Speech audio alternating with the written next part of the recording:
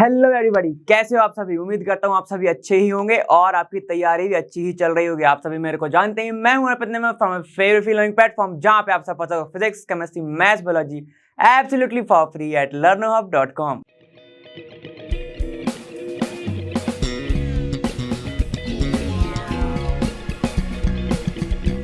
तो पिछले वीडियो में अपन फजान्स रूल तक पढ़ने वाले थे, लेकिन मैंने कहा था कि थोड़ा रेस्ट कर लो। लेकिन अपन आज जो है वो सारा का सारा फजान्स रूल भी कंप्लीट कर देंगे और इस वीडियो में अपन हाइब्रिडाइजेशन के बारे में डिस्कशन करने वाले हैं। तो बिना टाइम वेस्ट करे जल्दी से नोट्स और कॉपी साथ में रखो और अपने जो तुम रिवाइज करते जा रहे हो, तुम टिक करते जा रहे हो, बुक को सॉल्व करते जा रहे हो, तो उसको भी सामने रखो।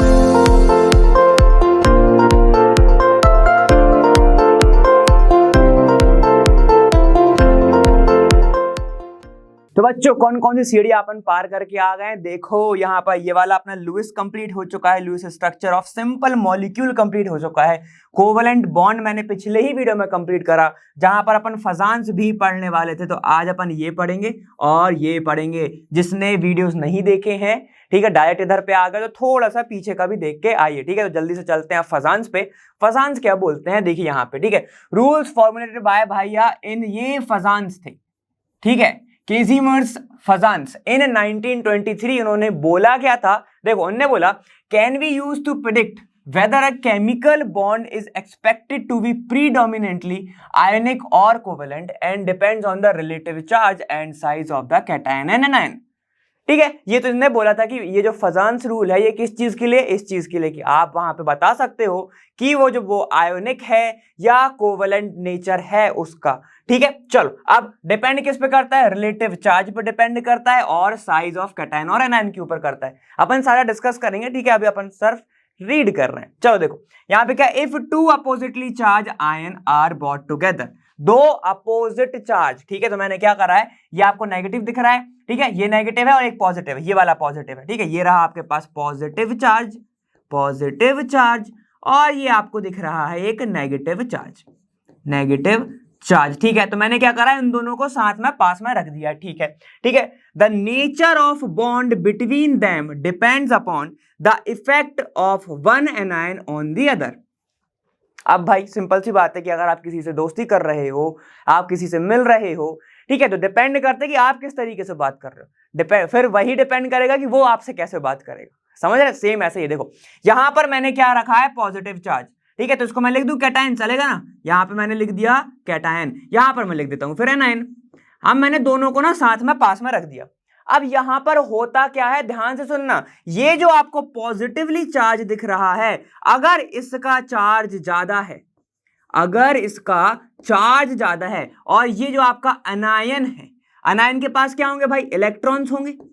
अनायन के पास क्या होंगे, इलेक्ट्रॉन्स होंगे। तो अब ध्यान से देखना क्या करेगा, ये जो कैटायन है इसके वैलेंस शेल इलेक्ट्रॉन से इसको क्या करने लगेगा, देखो भाई, पुल करने लगेगा। ऐसा क्या करने लगेगा, ऐसा खींचने लगेगा। देखो आपको दिख रहा है ये जो पॉजिटिव है ये धीरे धीरे धीरे धीरे क्या आ रहा है, देखो ये जो इसके जो इलेक्ट्रॉन है इसके पास में आते जा रहे हैं, ठीक है। फिर देखो इतना हो गया, तो हमें दिखता क्या है, ध्यान से सुनो। हम क्या जानते हैं कोवेलेंट के बारे में, कि जो कोवेलेंट बॉन्ड होता है, जो आपका कोवेलेंट बॉन्ड होता है वो शेयरिंग से बनता है। हाँ जी, सही बोल रहे हैं अपन, है ना। तो यहां पर अपन को ऐसा दिखने लगता है क्योंकि ये जो पॉजिटिव चार्ज है इसके बाहर के वैलेंस इलेक्ट्रॉन को पुल कर रहा है, तो हमें दिखता है ऐसा कि ये जो क्या करने लगा है, ये आपस में शेयरिंग करने लगे इलेक्ट्रॉन, क्योंकि ये इसके इलेक्ट्रॉन इधर आ रहे हैं, ठीक है। तो हमें दिखने लगता है कि यहां पर क्या हो रहा है, शेयरिंग ऑफ इलेक्ट्रॉन होने लगी है।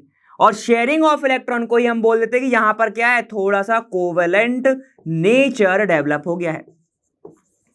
नेचर की जगह आप कैरेक्टर लिखोगे तो और सही, कोवेलेंट कैरेक्टर क्या हो गया है, डेवलप हो गया है, ठीक है। तो आपको जो पता चला है वो ये पता चला है कि अगर यहां पर पॉजिटिव चार्ज बहुत ज्यादा हो गया, इसकी जो पावर है चार्ज की बहुत ज्यादा हो गई, तो क्या करेगा वो, और एनायन का वैलेंस इलेक्ट्रॉन को वो अपने साइड पुल करेगा। हमें ऐसा दिखता है कि आपस में क्या होने लगी भाई, शेयरिंग होने लगी। और शेयरिंग को अपन क्या कहते हैं कि वहां पर क्या हो गया, कोवेलेंट नेचर डेवलप हो गया। तो ये सारे का सारा जो डिपेंड कर रहा है वो किस चीज पे कर रहा है, आपके दिमाग में तो आना चाहिए, ठीक है। तो डिपेंड किस पे कर रहा है, देखो relative charge of and size of cation और एनायन पे, ठीक है, कैसे, चलो अपन ये वाले स्लाइड पे देखते हैं, थोड़ा सा ध्यान से सुनो। The cation charge increases, size decreases, ठीक है, and on right the anion size increases, both variation leading to increase in the covalency, thus covalency increase in the order। देखिए ध्यान सुनो क्या बोला चाह रहा है। अगर मैं यहां पर बोल रहा हूं ये है आपका Na+, ठीक है, तो मैं यहां पे आपके साथ लिखते भी जाता हूं, ये रहा आपका Na+, ये रहा आपके पास Mg2+, और ये है आपके पास Al3+, ठीक है, दिख रहा है आपको। यहां पे आपको डिफरेंस क्या दिख रहा है सर, अलग अलग एलिमेंट है, नहीं वो नहीं देखना है, ध्यान से सुनो। आपको जो डिफरेंस दिखना चाहिए कायदे से वो दिख रहा है 1+, ठीक है, यहां पर 2+, यहां पर 3+, ठीक है। तो मैं ये बोल सकता हूं क्योंकि इनके जो चार्जेस हैं वो बढ़ रहे हैं, 1 से 2 हो गया, 2 से 3 हो गए, ठीक है, तो इनकी साइज भी क्या होगी भाई, इनकी जो साइज होगी वो क्या होने लगेगी, कम होने लगेगी। कम हो, प्लस का मतलब क्या होता है, इलेक्ट्रॉन को देना, और अगर वहां पर इलेक्ट्रॉन को वो दे रहा है तो प्रोटॉन सेम ही होंगे, न्यूट्रॉन भी सेम होंगे, तो वो क्या करेगा, बाहर के जो इलेक्ट्रॉन क्योंकि निकल चुके हैं तो अब वो अंदर साइड ज्यादा खींच सकता है, तो छोटा होते जाएगा साइज, ठीक है। तो यहाँ पे क्या बोल रहा हूं, देखो इनने भी यही बोला है कि the cation charge increases, cation का charge increases 1 2 3, size decreases, size क्या होते गई, देखो भाई इसकी भी छोटी हो गई, ये छोटा हो गया, ये भी छोटा हो गया, है ना, सही है, साइज छोटी होती गई। अब ध्यान से सुनो, अब यहां पे the anion size increases, anion का अगर देखो क्या है, anion size increases both variation. अब ध्यान से सुनो, यहां पर क्या है, यहां पर भी Cl है, यहां पर भी Cl है, और यहां पर भी Cl है, दूसरे साइड अलग अलग है, वो बताऊंगा अभी, ठीक है, यहां पे Cl है। अब हमें एक चीज देखने को मिल रही है, वो क्या है सर, तो देखो आप सभी के दिमाग में आना चाहिए कि यहां पर जब Na+ था, ध्यान से सुनना, जब Na+ था उसके पास था सिंगल पॉजिटिव चार्ज, तो इसके बीच में कितना आया, देखो यहीं तक बस वो आ पाया, देख रहे हो आप, यहीं तक आ पाया।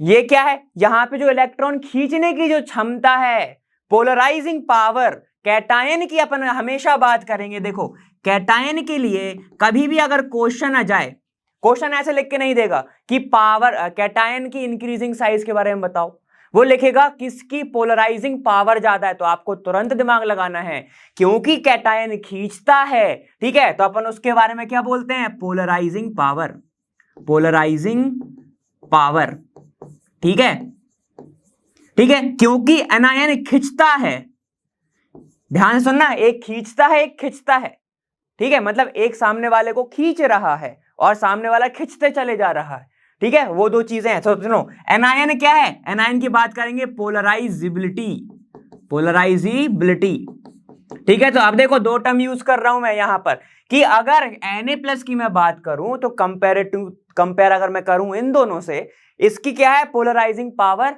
कम, समझ गए क्यों, चार्ज 1।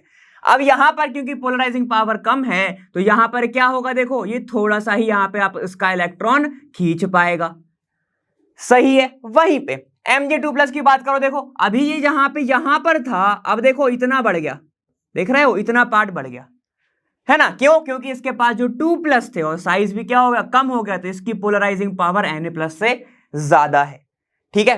अब देखो Al3+ की बात करो तो यहां पर देखो इतना ज्यादा बढ़ गया, क्यों, क्योंकि ये 3+ था, ये था 3+, तो यहां पर क्या होगा, देखो ज्यादा पोलराइजिंग हो गई, पोलराइजिबिलिटी यहां पर बढ़ गई, ठीक है। तो हमेशा याद रखना, एनायन की बात करेंगे पोलराइजिबिलिटी की और कैटायन की बात करेंगे पोलराइजिंग पावर की, ठीक है। तो हमें दो चीज समझ में आ रही है।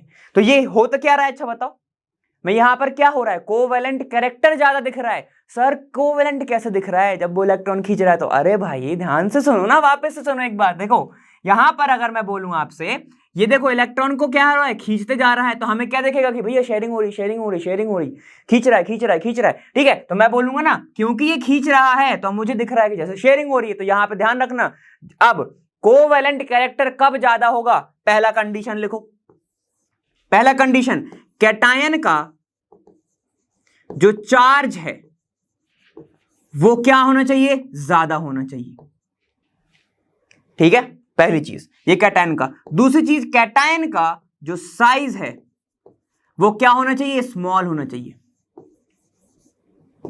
साइज क्या होना चाहिए, स्मॉल होना चाहिए, ठीक है। मैं कभी कभी क्या करता ना, मैं बोलते बोलते लिखते जाता हूं तो आप उसको फ्रेम कर सकते हो, बोलने के बाद लिखा करो मेरे, ठीक है। तो आप क्या कर सकते हो, उसको फ्रेम कर सकते हो कि small size of anion, small size of cation, ठीक है। तो मैंने साइज डायरेक्ट स्मॉल लिख दिया, तो फिर इसका कुछ तो बनता नहीं है ज्यादातर, ठीक है, क्योंकि मुझे ऐसा बहुत अच्छा लगता था जब मैं पढ़ता था ना, तो एरो बना के मैं लिखते जाता था, तो उसमें ज्यादा जल्दी रिवाइज होता है। चलो दूसरा ये हो गया कैटायन की बात। सेकंड, एनायन की क्या कंडीशन है भाई, एनायन की कंडीशन है, ध्यान से सुनना, सबसे पहले चार्ज तो उसके पास भी होना चाहिए, अगर चार्ज ही नहीं रहेगा तो खींचेगा कैसे, ठीक है। तो चार्ज तो इसमें भी क्या होना चाहिए, ज्यादा, चार्ज इसमें भी होना चाहिए ज्यादा, ठीक है। इसमें कोई भी आपको कंफ्यूजन नहीं होना चाहिए, दोनों में चार्ज ज्यादा होने चाहिए।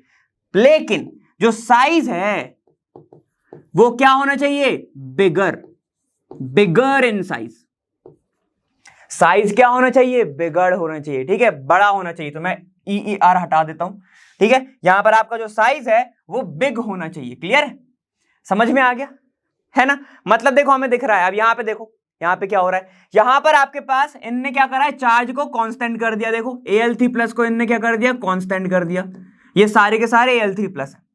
लेकिन जो चेंज करा यहां पर क्या होगा, देखो साइज जो है वो चेंज है, साइज पे ध्यान दो, ये फ्लोरीन है, ये क्लोरीन है, ये Br है, ठीक है, ये रहा फ्लोरीन, ये रहा क्लोरीन, ये रहा आपके पास Br, दिख रहा होगा आप सभी को, है ना, दो तीन चीज दिख रही हैं। अब हमें से समझ में क्या आ रहा है, फ्लोरीन है वो छोटू सा है, इतना सा, इलेक्ट्रोनेगेटिव भी बहुत ज्यादा होता है, वो छोटू सा है, तो वहां पर क्या हो रहा है, क्योंकि वो छोटा सा है, उसके जो इलेक्ट्रॉन है वो पास पास, मतलब वो खींच के रखा है थोड़ा सा, जो आपका न्यूक्लियस है वो थोड़ा खींच के रखा है, ठीक है, इसका साइज छोटा है, तो इसके कारण इसमें पोलराइजेबिलिटी बहुत कम है, देखो इतना दूर है ये, देख पा रहे हो। अब यहां पे क्लोरीन की बात करो, क्लोरीन देखो यहां पर इसका साइज क्या है, फ्लोरीन से बड़ा हुआ है, तो वो यहां तक पहुंच गया, देख रहे हो, चिपक गया पूरा Al3 से, ठीक है। अब यहां पर देखो ब्रोमीन की बात करूं, ब्रोमीन का साइज तो और भी ज्यादा है, तो वो तो घर के अंदर ही बैठ गया भाई Al3+ के, ठीक है। तो यहां पर क्या हो गया, देखो मुझे जैसे जैसे मैं नीचे आते जा रहा हूं, और अगर चार्ज मैंने कांस्टेंट कर दिया, चार्ज भाई वेरी भी हो सकता है, ठीक है, हर बार वो कांस्टेंट करके नहीं देगा, तो नो, अगर यहाँ पे मैंने मान लो मैंने चार्ज को कांस्टेंट कर दिया, लेकिन सिर्फ साइज को वेरी करा रहा हूं, मैं स्टडी कर रहा हूं साइज को लेके तो देखो क्या होगा, यहां पर मुझे पोलराइजिंग पावर क्या होगी, वो तो कांस्टेंट हो गई, लेकिन पोलराइजेबिलिटी क्या हो गई, बढ़ गई, वो क्या हो गई, बढ़ गई, क्यों, क्योंकि साइज जो है वो बढ़ता जा रहा है। तो ध्यान रखना, ये किस पे, ये किसकी बात हो गई, ये सेकंड वाले पॉइंट की बात हो गई, ठीक है। ये किसकी बात थी, ये आपकी पहले वाले पॉइंट की बात थी, क्लियर हो गया, ये अपन ने दोनों चीज के बारे में पढ़ा। अब देखो ऑर्डर कैसे लिखा हुआ है, यहां पे भी देख सकते हो आप, Na+Cl-, इसकी बात कर रहे हैं, ठीक है, वो क्या है, इज स्मॉलर देन Mg+ और 2Cl-, Mg+ और 2Cl-, और फिर उससे भी स्मॉलर देन क्या है, देखो यहाँ पे ये है Al3, क्यों ऐसा क्यों हो रहा है, क्योंकि देखो भाई यहाँ पर 3+ है, 3+ नहीं 3+ है, ठीक है, यहां पर आपके पास 3+ है, और वहां वापी को आप देख सकते हो, ये यहां पे क्या है, देखो 2+ है, यहां पर 1+ है, सिंपल सी बात है ना, देखो। लेकिन आपके जो क्लोरीन है वो तो सेम है, ये भी क्लोरीन है, ये भी क्लोरीन है, ये भी क्लोरीन है, लेकिन जो चेंज हुआ वो आपका कैटायन हुआ, ठीक है। तो आप देख सकते हो, तो कोवेलेंट कैरेक्टर कैसे बढ़ा, कोवेलेंट कैरेक्टर ऐसे बढ़ा, चार्ज ज्यादा, कोवेलेंट कैरेक्टर ज्यादा, समझ में आ गया। चलो अब नीचे की बात करो, ये उस साइड वाला है, ठीक है, राइट साइड वाला, देखो यहाँ पे क्या है, Al3+ F- smaller than Al3+ Cl- smaller than AlCl3+ और Br-, क्यों, ये तो कांस्टेंट था, सिर्फ Br जो है ये बदला, ये बदला और ये बदला, समझ रहे हो, समझ में आ गया पूरा। फजांस क्या है, फजान सिर्फ ये है कि भाई यहां पर आप कितना इलेक्ट्रॉन खींच पा रहे हो, पोलराइजिंग पावर की बात होती है, पोलराइजेबिलिटी की बात होती है, जितना खींच पाओगे उतना ज्यादा कोवेलेंट कैरेक्टर। बताता क्या था फजांस, फजान सिर्फ एक चीज बता था कि आयनिक बॉन्ड के अंदर कितना कोवेलेंट कैरेक्टर होगा, ठीक है। और एक चीज हमेशा याद रखना, अगर मान लो आपसे पूछ लिया गया कि कोई बॉन्ड 100% आयोनिक होता है या फिर 100% कोवलेंट होता है, तो आप क्या लिखोगे, बिल्कुल भी नहीं, थोड़ा बहुत तो नेचर आ ही जाता है, ठीक है। तो याद रखना, कोई भी बॉन्ड 100% आयोनिक नहीं होता और 100% कोवेलेंट भी नहीं होता, कोवेलेंट नहीं होता, ठीक है। तो यहां पर क्रॉस लगाना बहुत जरूरी है, कोई भी बॉन्ड हो वो 100% आयोनिक नहीं होगा, 100% कोवेलेंट भी नहीं होगा। आयोनिक की बात करोगे तो थोड़ा सा कोवेलेंट कैरेक्टर होगा, कोवेलेंट की बात करोगे तो थोड़ा सा आयोनिक कैरेक्टर होगा ही होगा। क्लियर है? यहां तक समझ में आ गया पूरा का पूरा रूल, है ना। अब थोड़ा सा देखो, थोड़ा आगे चलते हैं, ध्यान से देखना प्रॉब्लम कैसे पूछता है वो, ध्यान से देखो। ये यहां पर है, arrange the following in increasing order of covalent character, increasing order of covalent character. ठीक है, तो देखो अगर कोवेलेंट कैरेक्टर की बात कर रहा हूं तो ऐसे लिखो कोवेलेंट कैरेक्टर, ठीक है ऐसा। तो मैं क्या बोलूंगा भैया, साइज जो है कैटायन की वो होनी चाहिए कम, ठीक है, चार्ज होना चाहिए ज्यादा, ठीक है। एनायन की बात करूंगा अगर तो साइज होना चाहिए ज्यादा, चार्ज भी होना चाहिए ज्यादा, बस इतना ही तो बात करना था। चलो अब देखते हैं क्या क्या दिया है, NaCl, MgCl2, AlC3। अरे पीछे वाला ये देखो यही वाला ऑर्डर फॉलो कर रहा है। देखे अब तो जानते हो, बिना देखे करके दिखाओ अगर यहां पे आए हो तो। देखो क्या है, NaCl, MgCl2 और AlCl3। NaCl, ठीक है, क्या क्या कांस्टेंट है, इसको ऐसे मत लिखो, ऐसे लिखो NaCl, MgCl, AlCl, ऐसे लिखो, ये कांस्टेंट है। ये क्या हो गया आपके पास, जो एनायन है, एनायन कांस्टेंट नहीं बोलना चाहिए, एनायन जो है वो फिक्स है, ठीक है, वो चेंज नहीं हो रहा। ये क्या है, फिक्स है। चेंज क्या हो रहा है, ये दोनों, ठीक है। ये क्या होगा, वेरिएबल, ये हो गए वेरिएबल। दिमाग लगाओ अब थोड़ा सा। Na प्लस, मतलब Na प्लस नहीं बोलना था यार चलो Na कहां का एलिमेंट है, पहले ग्रुप का, वैलेंसी कितनी होगी प्लस, तो इसके ऊपर चार्ज कितना आएगा, प्लस आएगा। Mg किसका है, सेकंड, तो कितना आएगा, 2 प्लस आएगा। Al 3 प्लस आएगा। अब कौन सा फॉलो कर रहा है इसमें, बताओ जल्दी से। साइज छोटा होते जा रहा है, बिल्कुल होते जा रहा है, क्यों, क्योंकि चार्ज बढ़ते जा रहा है कि नहीं। यहां पे देखो ये तो पूरा का पूरा क्या स्थिर है, ये माइनस माइनस माइनस 17 ग्रुप, ठीक है, ये समझ में आ गया। तो अब क्या लगाओगे, क्या बताओ, AlCl3 क्या करेगा, ज्यादा पोलराइज करेगा, इसको खींच लेगा अपने साइड, फिर इसको ये थोड़ा कम खींच पाएगा, इसको थोड़ा और कम खींच पाएगा। सही कह रहा हूं, ठीक है। तो ऑर्डर कौन सा होना चाहिए आपके हिसाब से, AlCl3, MgCl3 और NaCl, ये वाला लगा दूं, सही है, ठीक है। MgCl2 आ गया इधर, ये नहीं आएगा। AlCl3 छोटा कर दिया ना बाबा, NaCl, Al, ये देखो यहाँ कहाँ आ गया, ये तो सबसे हाईएस्ट है। क्लियर, समझे, बहुत मजा आया, ठीक है, ऐसे आपको समझना। चलो आगे जाओ, आगे अपन बात करते हैं correct order of increasing covalent character of the following is. अब बताओ इसका क्या होगा, कोवेलेंट कैरेक्टर की बात कर रहा है, देखो SiAlCaK, SiAlCaK सेम ही है सब में, ठीक है, कोई भी चेंज नहीं हो रहा है, और सारे के सारे जो एनायन है वो Cl ही है, सारे के सारे जो एनायन है वो Cl ही है, ठीक है। अब क्या करने वाले, ये क्या होगा प्लस, ये क्या होगा 2 प्लस, ये क्या होगा 3 प्लस, ये क्या होगा +4।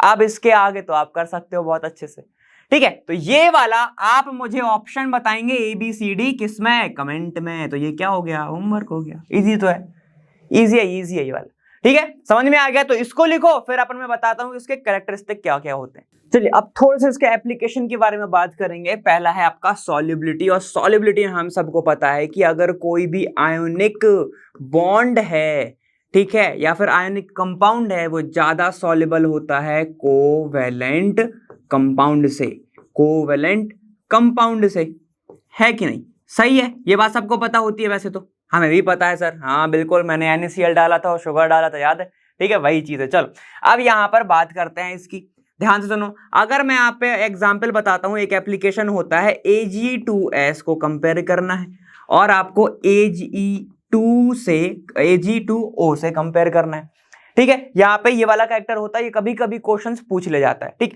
अब यहाँ पर कैसे समझें सर, यहाँ पर Ag कॉमन है, तो इसको मैं थोड़ा सा ऐसा हटा देता हूँ, चलेगा, ठीक है। तो मैंने क्या करा, इसको थोड़ा सा हटा दिया है भाई। अब यहाँ पर आपको जो डिफरेंस दिख रहा है वो सिर्फ दिख रहा है S में, ठीक है, ये रहा S, और यहाँ पे एक दिख रहा है आपको O में, है ना। तो अब ध्यान से सुनो, यहां पर लेकिन इसके ऊपर जो चार्ज है वो कितना है, 2-, इसके ऊपर भी चार्ज है 2-, ठीक है, यहां तक समझ में आ गया, ठीक है। अब यहां पे थोड़ा सा ना दिमाग लगाएंगे, कैसा दिमाग, यहां पर मुझे दिख रहा है Ag कॉमन, O अलग है, S अलग है, तो ये बताओ O ऊपर आता है या S, O सर ऊपर आता है ना। तो अगर O ऊपर आता है तो मैं क्या लिख सकता हूं, इसका साइज क्या है भाई, छोटा है, ठीक है, साइज छोटा है। और एस नीचे आता है तो मैं लिख सकता हूँ इसका साइज क्या होगा, ज्यादा होगा एज कंपेयर टू दिस, मतलब ऑक्सीजन। सही कह रहा हूं। अब ध्यान से सुनो, क्योंकि कैटायन तो कॉमन है, साइज इसका ज्यादा है। यहां पर देखो कैटायन तो कॉमन है, साइज इसका कम है,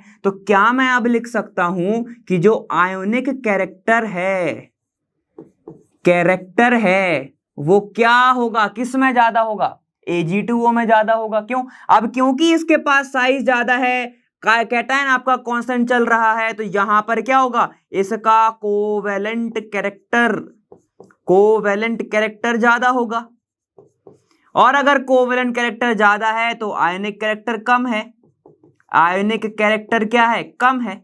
सिंपल सी बात है, दोनों इनवर्सली प्रोपोर्शनल होते हैं, याद रखना। अगर आयनिक कैरेक्टर किसी में ज्यादा होगा तो कोवेलेंट कैरेक्टर कम होगा। क्लियर है ना? तो देखो कोवेलेंट कैरेक्टर क्यों ज्यादा हो गया, शेयरिंग दिख रही है ना, शेयरिंग दिख रही है, क्या होगा, पोलराइजिंग ज्यादा हो जाएगा। क्यों? क्योंकि साइज इसका बड़ा है। तो यहां पर क्या होगा, Ag2S is less soluble then Ag2O। ठीक है, तो मैं इसको लिख देता हूं क्या, कि जो आपका Ag2S है, Ag2S is less soluble in Ag2O than Ag2O। Clear है? ठीक है, तो ये एक आपको डिफरेंस देखने को मिलता है। एक और सेम ऐसे डिफरेंस देखने को मिलता है फेरिक और फेरस में। तो देखो क्या होगा, तो अगर मैं बात कर रहा हूं फेरिक की, ठीक है, तो मैं यहीं पे लिख देता हूं, देखो सेकंड, मैं बात कर रहा हूं फेरिक FeOH होल थ्राइस और FeOH होल ट्वाइस। डिफरेंस क्या दिख रहा है सर, यहां पर इनके बस 2 और 3 में दिख रहा है ना? तो देखो ये 2 है, ये 3 है, तो मैं बोल सकता हूं इसके पास क्या होगा, इसके पास दिखेगा Fe3 प्लस आयन, और यहां पे क्या दिखेगा, Fe2 plus ion. Fe3 plus और Fe2 प्लस। कैटायन कौन सा, स्मॉल, ये वाला स्मॉल है कि नहीं, ये वाला स्मॉल। अब बताओ सॉल्युबिलिटी किसकी ज्यादा होगी आयनिक में, ये वाली होगी। लिख सकता हूं, क्यों? क्योंकि चार्ज ज्यादा है, साइज छोटा हो गया होगा, खींचेगा अपने साइड कोवेलेंट कैरेक्टर। क्लियर है? समझ में आएगा? फेरिक फेरस डायरेक्ट दिख रहा है। अब सुनो, अब बात आती है मेल्टिंग पॉइंट की। सॉल्युबिलिटी में यही छोड़ेंगे, अभी आगे भी इसके बारे में थोड़ा सा देखना है ना, जिसमें अपन थोड़ा सा एक्सेप्शन देखेंगे, कौन सा सॉल्युबल होता है, कौन सा नहीं होता है। अब आगे देखो मेल्टिंग पॉइंट की बात कर लेते हैं। ध्यान से सुनिएगा, ये जो आपका आयोनिक बॉन्ड होते हैं, आयोनिक बॉन्ड जो होते हैं वो क्या होते हैं, स्ट्रॉन्ग होते हैं, स्ट्रॉन्ग बॉन्ड होते हैं, स्ट्रॉन्ग बॉन्ड होंगे। और स्ट्रॉन्ग बॉन्ड होंगे तो इनका मेल्टिंग पॉइंट और या फिर बॉइलिंग पॉइंट भी क्या होगा, ज्यादा होगा। सही कह रहा हूं, मेल्टिंग पॉइंट ज्यादा होगा। ठीक है, तो सिंपल सी बात है, अगर आपको ऐसा पूछ लिया जाए तो डिक्रीजिंग ऑर्डर ऑफ क्या लिख देना, यहां पर डिक्रीजिंग ऑर्डर ऑफ आयनिक लिख देना। क्यों? क्योंकि आयनिक का उल्टा ही तो होता है कोवेलेंट, है कि नहीं? और अगर क्या होगा, आपसे पूछ लिया गया ऑर्डर मेल्टिंग पॉइंट, ठीक है, फजान्स रूल के अकॉर्डिंग, तो क्या करोगे, उसका उल्टा लिख देना, आयोनिक का उल्टा। क्लियर है? तो आपका आंसर आ जाएगा। क्लियर है? बस आपको नहीं समझना। अब सुनो, थर्मल स्टेबिलिटी की बात करो। थर्मल स्टेबिलिटी में क्या होगा, थर्मल स्टेबिलिटी फिर से जो आपके आयोनिक कंपाउंड होते हैं, आयोनिक जो आपके कंपाउंड होते हैं वो काफी ज्यादा थर्मली स्टेबल होते हैं। थर्मली क्या होते हैं, स्टेबल होते हैं। ये बात को ध्यान रखिएगा। ठीक है, और अगर वहीं पे मैं कोवेलेंट की बात करूं तो कोवेलेंट नहीं होते हैं। कोवेलेंट जो कंपाउंड होते हैं वो क्या होते हैं भाई, कम स्टेबल होते हैं as compare to ionic compound. ठीक है, तो अगर मैं आपसे पूछूं कि जल्दी से ऑर्डर एक बता दो, ठीक है, पहले लेते हैं अपन लिथियम ऊपर से, ठीक है, फिर सोडियम, फिर K, फिर Rb, फिर CS। इनके कार्बोनेट उठा लो, बहुत ज्यादा पूछा जाता है। क्या लिखना है, 2CO3 लगा दो सब में, 2CO3, 2CO3, 2CO3, 2CO3, 2CO3। अब याद रखना मैंने क्या करा, मैंने नीचे लिखा हुआ है क्योंकि मुझे डिफरेंस आपको इनमें बताना है। ठीक है, कार्बोनेट तो पूरे के पूरे सेम ही है। क्लियर है? तो मेरे को जो डिफरेंस किसमें बताना है भाई, तो वो मार्क कर देता हूं, इसमें डिफरेंस बताना है ना। ठीक है, इसलिए मैंने कार्बोनेट को नीचे लिखा है क्योंकि वो सब सेम है। आप ध्यान से सुनते रहना, अच्छे से सुनो। ठीक है, इनमें डिफरेंस बताना, तो मैंने पूरा ही पेंट कर दिया, ध्यान सुनो। इनमें बताना, ठीक है। लिथियम क्या है, छोटा है। लिथियम है आपका छोटा सा, छोटू सा, इतना सा आयन है। ठीक है, आगे जाते जाते क्या हो रहा है आपका, वो बढ़ते जा रहा है, बढ़ते जा रहा है, तो क्योंकि वो छोटा है, ठीक है, यहां पर क्या होगा, थर्मल स्टेबिलिटी क्या होगी, ऐसे बढ़ती है, थर्मल स्टेबिलिटी ऐसे बढ़ती है। मतलब कि अगर मैं कंपेयर करूं Li2CO3 से और किसको, CS2CO3 से, ठीक है, तो जो थर्मली स्टेबल होगा वो कौन सा होगा आपका, ये होगा CS2CO3। क्यों होगा, ध्यान से सुनो, छोटा है, चार्ज तो सब में सेम है, क्योंकि ये छोटा है तो इसके अंदर कौन सा कैरेक्टर जनरेट हो जाएगा, कोवेलेंट कैरेक्टर, मतलब आयनिक कम हो गया, और अगर आयनिक कम हो गया तो थर्मल स्टेबिलिटी भी कम हो जाएगी। ठीक है, तो अब एक काम करो, रिलेशन लिखना चाहो, एक रिलेशन डायरेक्ट लिख लो कि जो आपका थर्मल स्टेबिलिटी होती है वो होगी डायरेक्टली प्रोपोर्शनल आयनिक कैरेक्टर के ऊपर और इनवर्सली प्रोपोर्शनल कोवेलेंट कैरेक्टर के ऊपर। लिखना चाहो तो ये भी लिख लो, कोई दिक्कत की बात नहीं है। समझ में आ गया? ध्यान से सुनना, फजान ने क्या बोला था, इसका साइज क्या होना चाहिए भाई, छोटा होना चाहिए, और वाकई में लिथियम का साइज क्या होता है, छोटू सा होता है। ठीक है, और छोटा है, चार्ज तो सब में कॉमन ही है, पहले ही ग्रुप है, सबके ऊपर क्या आएगा, plus plus plus plus plus आएगा। ठीक है, तो देखो सब चीज एकदम फेवर में जा रही है किसके, कोवेलेंट कैरेक्टर ज्यादा करने पे, और अगर कोवेलेंट कैरेक्टर ज्यादा दिख रहा है, थर्मल स्टेबिलिटी कम। क्लियर है? ठीक है, तो ये कुछ एप्लीकेशंस थे, लेकिन सॉल्युबिलिटी का थोड़ा सा और है, तो उसको समझेंगे अपन, इसको लिखो जब तक। अब देखो थोड़ी और बात करते हैं किसकी, सॉल्युबिलिटी को लेके। तो ध्यान से देखना, सॉल्युबिलिटी में पहला लिख रहा हूं मैं इधर, है ना। अब यहां पर बात होती है फ्लोरीन की, किसकी, halides of beryllium, halides of Be। ठीक है, कैसा कहता होगा, BeF2, Be क्या होगा, Cl2, BeBr2, BeI2, ये सब होंगे। अब मैं आपसे पूछ रहा हूं, बताओ सॉल्युबिलिटी क्या होगी। ठीक है, तो बिल्कुल दिमाग लगा लेना भाई, देखो ध्यान से, ये Be क्या है, ये तो कांस्टेंट चल रहा है, F क्या है, ये भी छोटा है, तो इन दोनों के बीच में क्या है भाई, देखो साइज दोनों का छोटा, लगभग एक ही जैसा होगा। ठीक है, छोटा एक जैसा नहीं होगा, एकदम सिमिलर नहीं होगा, लेकिन दोनों का, फ्लोरीन का साइज क्या है, छोटा है, बेरिलियम भी क्या होगा, थोड़ा सा छोटा ही है। ठीक है, यहां पर इन दोनों के बीच में जो बॉन्डिंग है वो क्या होगी, स्ट्रॉन्ग बॉन्डिंग होगी।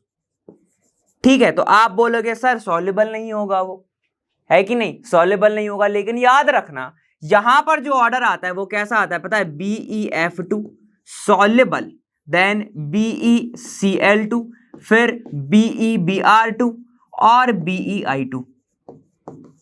ये क्यों आ रहा है, ये बॉन्डिंग जब स्ट्रॉन्ग है तो क्या होना चाहिए, सॉल्युबल नहीं होना चाहिए, सिंपल सी बात है, लेकिन ऐसा क्यों हो रहा है, ध्यान से देखना, इसमें क्या होता है कि जो हाइड्रेशन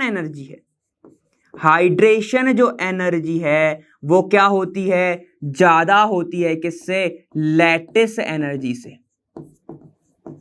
और मैंने आपको बताया था अगर हाइड्रेशन एनर्जी ज्यादा है तो वो क्या कर सकता है, तोड़ सकता है। याद आ रहा होगा ऐसे वाले मेरे हैंड जेस्चर से, मैंने ऐसे ही तोड़े थे हाइड्रेशन जब मैं पढ़ा रहा था, ऐसे करके, तो क्या होगा, वो जल्दी तोड़ देगा, और अगर जल्दी तोड़ देगा तो वो क्या हो जाएगा, सॉल्युबल हो जाएगा, सिंपल सी बात है। ठीक है, आप ध्यान से सुनो, अब आगे जाओ, एक और की बात करते हैं, सेकंड वाले की। ठीक है, अब यहां पे देखना फ्लोराइड की बात करेंगे हम, ठीक है, जितने भी अल्कली है, ध्यान से सुनो, MgF2, ठीक है, MgF2, ठीक है, ये क्या है, मैग्नीशियम फ्लोराइड, ठीक है, फिर CaF2, फिर BaF2, ठीक है, फिर क्या आएगा आपका, देखो बेटा मंगे का स्कूटर, मतलब SrF2, बाप राशि। ठीक है, समझ में आ गया, फिर ऐसा आएगा BaF2, क्लियर है, समझ में आएगा, फिर ऐसे आने वाला है। अब सुनो, इसके पहले भी तो आते हैं, है ना, BeF2 जो है वो अब आता है लास्ट में, ऐसा आता है, उल्टा हो रहा है भाई। देखो यहाँ पे क्या है, BeF2 तो इधर आना चाहिए ना, BeF2 किधर आना चाहिए था, इधर आना चाहिए, वो कहां पे चला गया, उधर चला गया, ऐसा क्यों जा रहा है, यहाँ पर ऐसे सॉल्युबिलिटी बढ़ती है, ऐसा क्यों हुआ होगा, कोई सोच के बता सकता है। देखो यहां पर ये क्या है, Be छोटा है, Be है छोटा, तो चार्ज डेंसिटी ज्यादा, चार्ज डेंसिटी क्या हो गई, ज्यादा हो गई। ठीक है, चार्ज डेंसिटी ज्यादा हो गई, और अगर चार्ज डेंसिटी ज्यादा हो गई तो हाइड्रेशन एनर्जी भी बढ़ जाएगी। याद आ रहा है कि नहीं आ रहा है? हाइड्रेशन रेडियस, बिल्कुल सही। तो यहां पर क्या हो जाएगा? हाइड्रेशन भी ज्यादा होगा, बिल्कुल सर। और अगर हाइड्रेशन ज्यादा होगा तो कंपाउंड तो वैसे ही सॉल्युबल है, ठीक है, तो क्या हो गई? सॉल्युबिलिटी बढ़ गई, सॉल्युबिलिटी बढ़ गई, समझ गए? ठीक है, तो यहां पर बस एक यही रीजन है। यहां पर क्या होता है? ऐसे सॉल्युबिलिटी बढ़ती है, ठीक है, ऐसे सॉल्युबिलिटी बढ़ती है। तो याद रखिएगा हमेशा, क्योंकि यहां पर ये छोटू सा है, ये है छोटू सा, तो यहां पर क्या है? चार्ज डेंसिटी बढ़ गई। चार्ज डेंसिटी बढ़ गई तो हाइड्रेशन भी एनर्जी भी बढ़ गया, और अगर हाइड्रेशन एनर्जी बढ़ गया तो सॉल्युबिलिटी तो बढ़नी ही है ना, ठीक है। बस ऐसे ही आपको याद रखना है, ठीक है। ये थे कुछ एक्सेप्शन, एक और थे अपना वही लिथियम कार्बोनेट को लेके, तो मैं आपको बताऊंगा, मतलब जो अल्कली के जो कार्बोनेट होते हैं वो अपन आगे डिस्कशन करेंगे, ठीक है। तो यहां पर अपन ने फजान्स के बारे में सारा पढ़ लिया है। अब अपन स्टार्ट करेंगे हाइब्रिडाइजेशन, ठीक है। उसके पहले क्या होता है? वीबीटी पढ़ाते हैं कई लोग, ठीक है, कई लोग वीबीटी पढ़ते हैं, कई लोग वेस्पा पढ़ते हैं, ठीक है। लेकिन मैं आपको चाहता हूं कि पहले से ही आपको पता चले कि बॉन्डिंग जो है, ओवरलैपिंग कैसी हो रही है, तो मैं हाइब्रिडाइजेशन थोड़ा सा पहले करा रहा हूं, ठीक है। इसको लेकर फिर हाइब्रिडाइजेशन पढ़ेंगे। चलिए अब अपन स्टार्ट करने वाले हैं हाइब्रिडाइजेशन, तो इसको थोड़ा ध्यान से समझिएगा क्योंकि इससे क्वेश्चंस भी आते हैं, ठीक है। अब क्या होता है, कई लोग जो है इसको पहले पढ़ते हैं, बाद में पढ़ते हैं, कई लोग इसको पहले पढ़ाते हैं। मैं जो है आपको वो थोड़ा पहले करा रहा हूं, जिसमें आपके यहीं से कॉन्सेप्ट क्लियर हो जाएगा। अपन वीबीटी वेस्पर थ्योरी करेंगे तो आपको इतना से भी डाउट नहीं रहेगा कि जो वीबीटी में नहीं समझा पाया था तो वो इसमें समझा दिया था, ठीक है। और वीबीटी में क्या क्या नहीं समझा पाए थे वो अपन आगे डिस्कस करेंगे, ठीक है। अब बिना कुछ ज्यादा कुछ टाइम वेस्ट करे अपन जल्दी से स्टार्ट करते तुम्हारा हाइब्रिडाइजेशन, ठीक है। तो हाइब्रिडाइजेशन देखो, सबसे पहले तो उसकी डेफिनेशन होती क्या है? वो है hybridisation defined as the inter, यहां पे क्या है? Mixing of atomic orbital. Atomic orbital मतलब sp_df belonging to the same atom but having slightly different energy so that redistribution of energy takes place between them resulting in the formation of new orbital of equal energies and identical shape. The new orbital thus formed as hybrid orbital. क्या समझ में आया? कुछ नहीं मेरे को भी नहीं आया, ठीक है। ध्यान से अपन समझते हैं थोड़ा सा। अगर मैं, ध्यान से सुनना, एक ए ऑर्बिटल है और एक बी ऑर्बिटल है, ठीक है, अलग अलग, मतलब मैं यहां पर लिख रहा हूं सेम एटम के, सेम एटम तो है, ठीक है, इनके दो डिफरेंट ऑर्बिटल हैं, एक ए है और एक बी है, ठीक है। अगर इन दोनों को मैं मिलाऊंगा, सिंपल सी बात है, क्योंकि डिफरेंट ऑर्बिटल है तो इसकी एनर्जी कुछ अलग होगी और इसकी एनर्जी भी कुछ अलग होगी, ठीक है। इसकी मान लेते हैं x है तो इसकी मान लेते हैं y हो जाएगी, ठीक। लेकिन अब अगर मैं इन दोनों को साथ में मिलाऊंगा, साथ में अगर मैंने इनको मिक्स करा, ठीक है, तो जाके एक ऑर्बिटल मिलेगा AB। AB बना आपका क्या? न्यू ऑर्बिटल, न्यू ऑर्बिटल, ठीक है। तो इसकी जो एनर्जी रहेगी, इसकी जो एनर्जी रहेगी वो क्या रहेगी? सेम एनर्जी रहेगी, सेम एनर्जी रहेगी, ठीक है। इसको बहुत अच्छे से समझा जाता है एक एग्जाम्पल से। क्या है? देखो, मान लो आपके पास एक कंटेनर है ये वाला, ठीक है, एक कंटेनर है ये वाला, ठीक है। इन कंटेनर में यहां पर भरा हुआ है रेड कलर और यहां पर है आपका व्हाइट कलर, ठीक है। अगर मैं दोनों को मिला दूंगा तो मुझे क्या मिल जाएगा भाई? मुझे मिल जाएगा एक नया कंटेनर जो क्या होगा? पिंक कलर का, पिंक कलर का, ठीक है, यही होगा। तो अब यहां पर अपन को समझ में क्या है? मैंने एक अलग, जिसका क्या है, एक अलग एनर्जी है और एक अलग एनर्जी, एक रेड एनर्जी एक व्हाइट एनर्जी है, मैंने दोनों को साथ में मिला दिया तो रिजल्टेंट जो बनेगा इन दोनों की एनर्जी का क्या बनेगा? वो दोनों का लगभग, ये वाला जो रिजल्टेंट बना है ये सेम एनर्जी का होगा। मैं ये बोल सकता हूं ये व्हाइट के बीच का है, ये रेड के बीच का है, तो मतलब उसके बीच की जो एनर्जी बनेगी, ध्यान से सुनो, एक अच्छे से बता रहा हूं। आप एक किसके साथ है? आपकी जो फ्रेंडशिप है वो अच्छे लोगों के साथ है, ठीक है। अब आप किसी और को भी देखो जिसकी बुरे लोगों के साथ है, तो आप धीरे धीरे अच्छा सीखते जाओगे और सामने वाला बुरा सीखते जाएगा। तो मतलब रिजल्टेंट जो है, जिसकी एनर्जी ज्यादा है, एनर्जी की बात कर रहे हैं, वाइब्स की बात करते हैं। सुनो, अगर आपको बुरा फील हो रहा है, नेगेटिव फील हो रहा है, आप कहां पे जाओगे? टेंपल में जाओगे, मंदिर में जाओगे, आप कहीं पे भी जाओगे, ठीक है। तो यहां पर आपको बुरा फील हो रहा था, नेगेटिव वाइब थे, वहां पर पॉजिटिव वाइब है, तो जब आप वहां पे जाके बैठोगे तो एनर्जी का ट्रांसफर होगा, ठीक है। तो जो आपकी बीच की जो एनर्जी रहेगी वो क्या है? वो ये है। तो यहाँ पे क्या होगा, डिस्ट्रीब्यूशन ऑफ एनर्जी हो गया। अब इसको थोड़ा सा अपन केमिस्ट्री के लैंग्वेज में समझते हैं, ध्यान से देखना, ठीक है।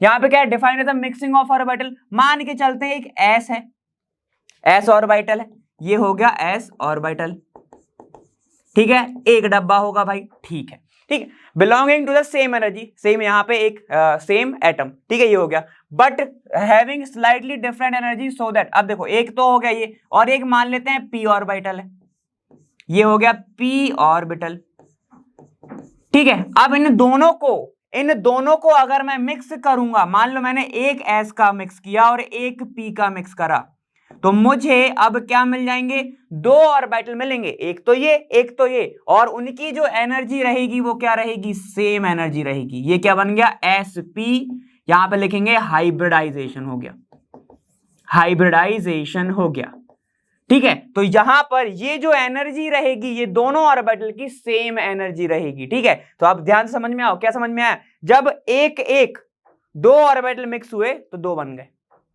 एक एस का एक पी का, तो दो बन गए, समझ में आया इतना, ठीक है। इसको ही क्या बोलते हैं, हाइब्रिडाइजेशन। और ये जो दो बने इनको क्या बोला जाता है, हाइब्रिड, हाइब्रिड ऑर्बिटल, समझे। चलो अब एक बार वापस से एक बार डेफिनेशन पे चलते हैं। देखो क्या लिखा है, hybridisation defined as a mixing, हाथ देखना मेरा, is mixing of atomic orbital, ठीक है, टू द सेम एटम, ठीक है, but having slightly different energy, ये एस है, ये पी है, अलग अलग एनर्जी है, ठीक है, different energy, so that redistribution of energy takes place. तो क्या होगा, देखो भैया, अगर सेम एनर्जी का मिल गया, ठंडे को ठंडे में मिला दिया सेम, तो कुछ नहीं होगा, लेकिन अगर गर्म को ठंडे के बाजू में रख दिया तो क्या होगा, जो गर्म है वो धीरे धीरे ठंडा होने लगेगा। थर्मोडायनेमिक्स थोड़ा सा याद होगा, है ना। तो वो क्या होगा, एनर्जी का ट्रांसफर हो रहा है, इसीलिए उसने क्या बोला, रीडिस्ट्रीब्यूशन ऑफ एनर्जी तब होगी जब अलग अलग एनर्जी का होगा ऑर्बिटल, ठीक है। Then resulting in the formation of new orbital of equal energy, क्या होगा, इन दोनों की एनर्जी इक्वल होगी एंड आइडेंटिकल शेप, ठीक। अब देखो, the new orbital thus formed as hybrid orbital, देखो इनको ही क्या बोला जाता है, हाइब्रिड ऑर्बिटल। क्लियर है, डेफिनेशन से पूरा क्लियर है। अब और भी चीजें क्लियर हो जाएगा, ठीक है। अब जो हाइब्रिडाइजेशन होता है वो बहुत टाइप का होता है। सबसे पहले ये देख लो, ये एस ऑर्बिटल था, ये पी के साथ मिला, पी का क्या होता है, डंबल शेप, एस का क्या होता है, स्पेरिकल शेप। तो लिख लेते हैं एक बार, स्पेरिकल डंबल, डंबल, ठीक है। इन दोनों को मैंने मिलाया तो मुझे एक ऐसा मिलता है, देखो यहां पर क्या होगा, यहां पर इलेक्ट्रॉन्स ज्यादा होंगे, इसको ज्यादा अपन मतलब नहीं रखते इससे। ये जो छोटा वाला लोब है इसको क्या बोलेंगे, स्मॉल लोब, इसको क्या बोलोगे, बिग लोब, ठीक है, इसको बोलेंगे स्मॉल लोब, ठीक है। इससे हमें ज्यादा कोई मतलब नहीं रहता, इससे होता है, क्यों, क्योंकि यहां पर बॉन्डिंग होती है, यहीं से बॉन्डिंग होती है ज्यादातर, या फिर लिख सकता हूं मैं ओवरलैपिंग होती है, ठीक है, बड़े वाले साइड से ही। क्लियर है, इसका होता है, यहां पे होता है इसका पॉजिटिव और इसका होता है नेगेटिव, वो अपन आगे देखने वाले हैं। क्लियर है, बस आपको इतना ही जानता है, ऐसा बन जाता है जब भी एस के साथ ऑर्बिटल की ओवरलैपिंग होगी पी की। क्लियर है, समझ में आ गया है ना। चलो अब थोड़ा आगे चलते हैं, क्या है। और अब हाइब्रिडाइजेशन कितने टाइप के होते हैं, बहुत सारे टाइप के होते हैं, एक एक करके देखते चलेंगे। स्टार्ट करते हैं किससे, सबसे पहले तो इंपॉर्टेंट पॉइंट तो देख लो, क्या है, only those orbital which have approximately equal energy and belonging to the same atom और आयन कैन अंडरगोज हाइब्रिडाइजेशन, ठीक है। इक्वल एनर्जी होनी चाहिए, मतलब कि क्या होगा, जो 3s है वो 3p के साथ कर सकता है हाइब्रिडाइजेशन, ठीक है, समझ में आ गया। 3p जो है वो 3d के साथ करता है। d का थोड़ा कॉन्सेप्ट अलग है, तो इसको अपन आगे तो समझेंगे, ठीक है, इसको अपन आगे समझने वाले हैं, ठीक है, आगे स्टडी करेंगे, तो उसको मत समझो अभी, समझ में आ गया। यहां पर उसकी जो एनर्जी है वो क्या होनी चाहिए, सेम होनी चाहिए, लगभग सेम होनी चाहिए, पूरी सेम नहीं, लगभग सेम, ठीक है। चलो अब क्या है, number of hybrid orbital produce is equal to the number of atomic orbital. चलो पीछे आ जाओ, देखो एक और एक मिले थे तो कितने बने, दो बने, ठीक है, मतलब दो मिले तो दो बने ना, वही बोल रहा है वो कि जितने नंबर ऑफ मिक्स होंगे उतने ही नंबर ऑफ क्या बनेंगे, ऑर्बिटल बनेंगे। समझ में आ गया, hybrid orbital. It is not necessary that all the half filled orbitals must participate in hybridisation. ऐसा कोई जरूरी नहीं है कि हाफ फिल्ड ऑर्बिटल ही क्या कर सकता है भाई, पार्टिसिपेट कर सकता है हाइब्रिडाइजेशन में, ऐसा कोई जरूरी नहीं। ठीक है, चलो अपन समझते हैं आगे। Hybridisation never takes place in isolate atom, ये मार्क करने वाला बात है, असर्शन रीजन में पूछ सकता है। ये क्या बोल रहा है, असर्शन आइसोलेट एटम में नहीं होता है अनटिल अनलेस, जब तक वो बॉन्डिंग तक ना चला जाए। मेरा मतलब बोलने का क्या है, हाइड्रोजन एटम अगर खाली बैठा हुआ है, ठीक है, तो यहां पर हाइब्रिडाइजेशन नहीं होगा, यहां पर हाइब्रिडाइजेशन क्या होगा, नहीं होगा। ठीक है, लेकिन अगर H को कोई दिख गया, Cl दिख गया, F दिख गया, Br दिख गया, तब जाके ये कहेगा कि अरे अरे अरे चलो चलो रिएक्शन करते हैं, तो तब जाके क्या होगा, वहां पर हाइब्रिडाइजेशन होगा। ठीक है, ये जनरल से एक एग्जाम्पल था, जनरल एग्जाम्पल बताया था। ठीक है, चलो ये हो गया। अब आगे चलते हैं। Types of hybridisation indicates the geometry of molecule, ये भी मार्क करने वाला है, इसको मार्क कर लो। ये क्या करता है, जियोमेट्री ऑफ मॉलिक्यूल बताता है हाइब्रिडाइजेशन। ठीक है, सिंपल सी एक डेफिनेशन लिखना चाहो तो ये भी लिख के आ सकते हो एग्जाम में, अगर बोर्ड की तैयारी करो तो सिर्फ इतना लिख के जाना, मजा आ जाएगा। ठीक है, द बिगर लोब्स, देखो यहाँ पे आ गया, the bigger lobes of hybrid orbital always positive sign while smaller lobes on the opposite side has negative sign. ठीक है, तो बस इसको ध्यान रखो, इसका ज्यादा इंपॉर्टेंट नहीं है। स्टार्ट करते हैं अपना अगला हाइब्रिडाइजेशन, इसको लिख लेना। ठीक है, पीडीएफ मिल जाएगा आपको, वहां पे आप देखोगे तो बहुत क्लियर हो जाएगा। चलो बात करते हैं एसपी, अब इसको ध्यान से सुनते रहना भाई, एसपी हाइब्रिडाइजेशन। ठीक है, पानी पीना, अभी पी लो। ठीक है, अच्छा एक सांस में पढ़ो पूरा हाइब्रिडाइजेशन। ठीक है, SP hybridisation involves the mixing of, क्या नाम क्या है, देखो एक एस है एक पी है। ठीक है, तो यहां पर क्या होगा, एक 1s का 1s ऑर्बिटल मिक्स होगा, किसके साथ मिक्स होगा, 1p ऑर्बिटल के साथ, 1p ऑर्बिटल के साथ। ठीक है, तो यही लिखा होगा, देखो मिक्सिंग होगी एक s और सब लेवल ऑर्बिटल की और 1 orbital of p sub level valence electron, valence shell लिखा है, देखो वैलेंस शेल ऑफ एटम। अब ये तो अपन को बहुत पहले से पता है कि वैलेंसी इलेक्ट्रॉन ही क्या करते हैं, बॉन्डिंग करते हैं, तो वहीं से सब कुछ होगा। ठीक है, 2sp hybridise orbital of equivalent shape and energies बनेंगे। अब ध्यान से सुनते रहेंगे, देखो क्या होगा अगर एक s और ध्यान से सुनो, एक ये हो गया आपके पास p के पास कितने होते हैं डब्बे, 3। क्लियर है, मैं मान के चलता हूं ये है अपना एक s और ये है p, तो p के पास कितनी एक्सेस होती हैं, px, py और pz। कैसा देखेगा, देखो आपके सामने शेप दिख रहे हैं, ये s हो गया, ये px है। ठीक है, अब यहां पर इनकी क्या होगी, इनकी होगी हाइब्रिडाइजेशन। देखो आपस में ये क्या होंगे, मिक्स होंगे। क्यों, क्योंकि s और p लगभग क्या है, सेम एनर्जी के। मिक्स होने के बाद ये क्या बनाएंगे, 2 ऐसे ऑर्बिटल बनाएंगे। क्यों, क्योंकि 2 मिक्स हो रहे हैं तो 2 ही बनाएंगे, है कि नहीं। तो ये क्या बनेगा, sp ऑर्बिटल्स। कितने sp बने, 2 sp ऑर्बिटल। इसको क्या लिख सकता हूं मैं, यहां पर क्या हो गया, sp हाइब्रिडाइजेशन हो गया, sp हाइब्रिडाइजेशन। अब कई बुक में s नहीं लिखा है, z लिखा है। ठीक है, s शेषन अब कुछ भी लगा सकते हो, हाइब्रिडाइजेशन कोई दिक्कत नहीं। ठीक है, समझ में आ गया, तो इसको क्या बोलते हैं, sp हाइब्रिडाइजेशन। क्लियर है, देखो कैसे बनता है, ये s का एक ऑर्बिटल है, ये p का है, इन दोनों ने हाइब्रिडाइजेशन करा तो क्या बन गया, देखो ऐसा बन गया। ठीक है, एक इस साइड बन गया। क्लियर है, तो देखो 2 बने ना, 2 बने तो इसको मैं टोटल कैसे दिखाऊंगा, ऐसा बनाऊंगा।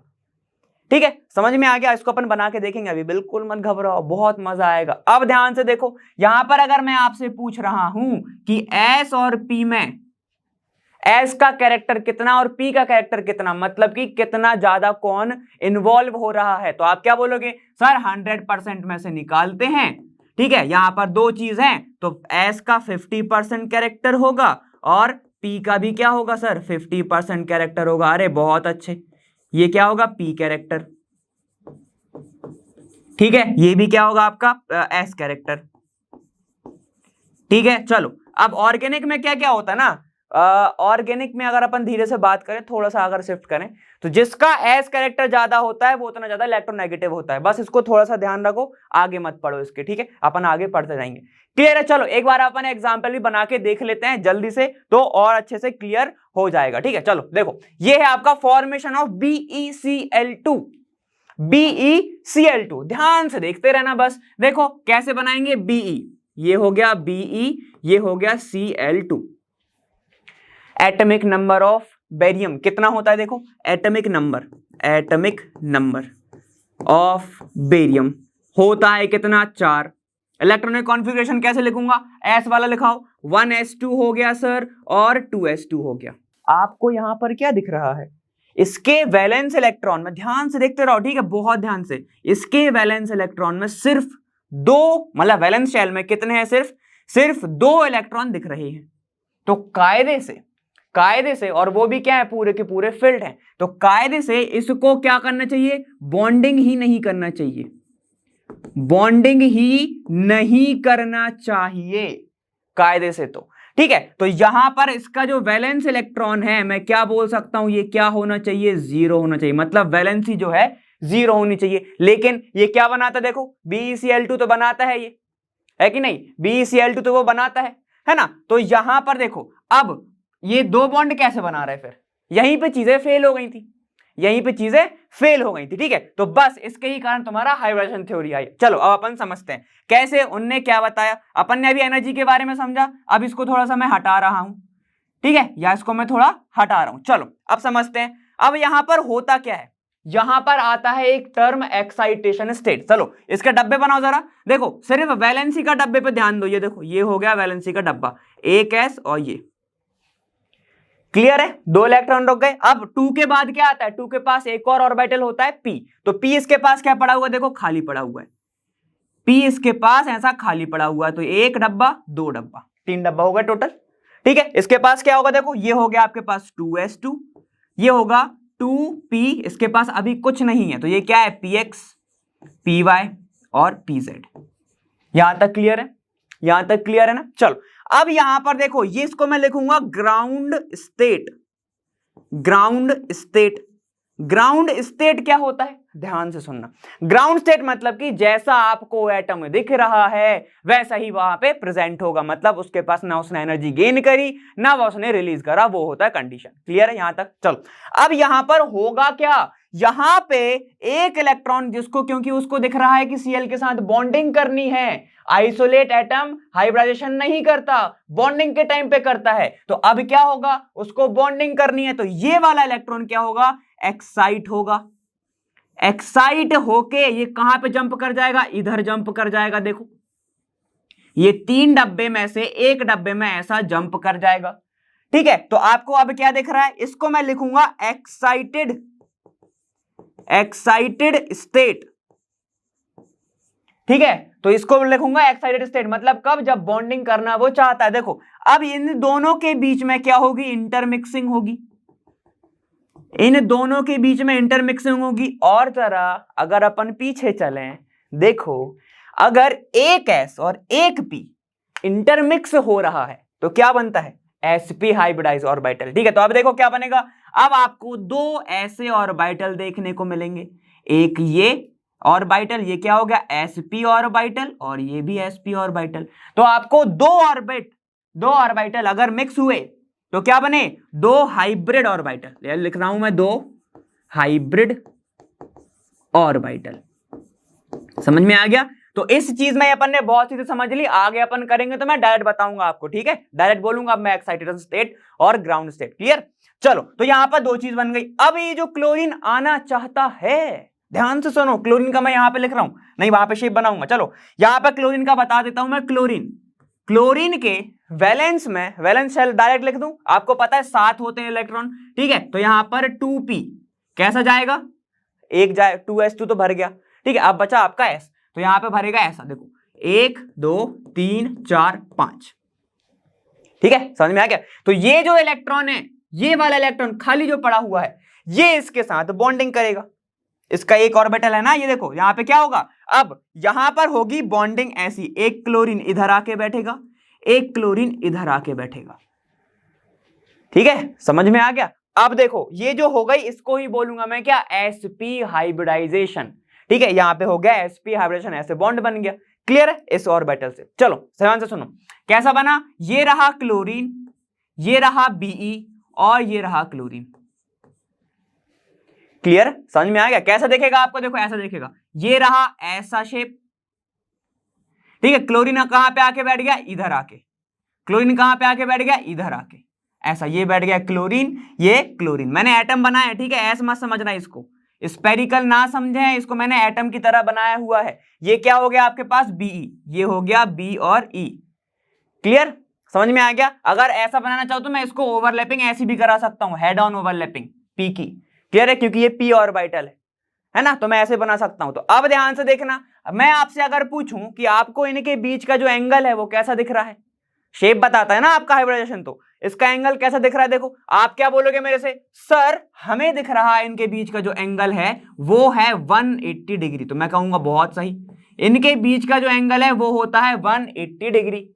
ठीक है, क्योंकि दो एटम है, सिर्फ दो एटम है और यहां पे एक सेंटर एटम है, तो इनका जो शेप होता है वो क्या होता है, linear in shape, linear shape होता है।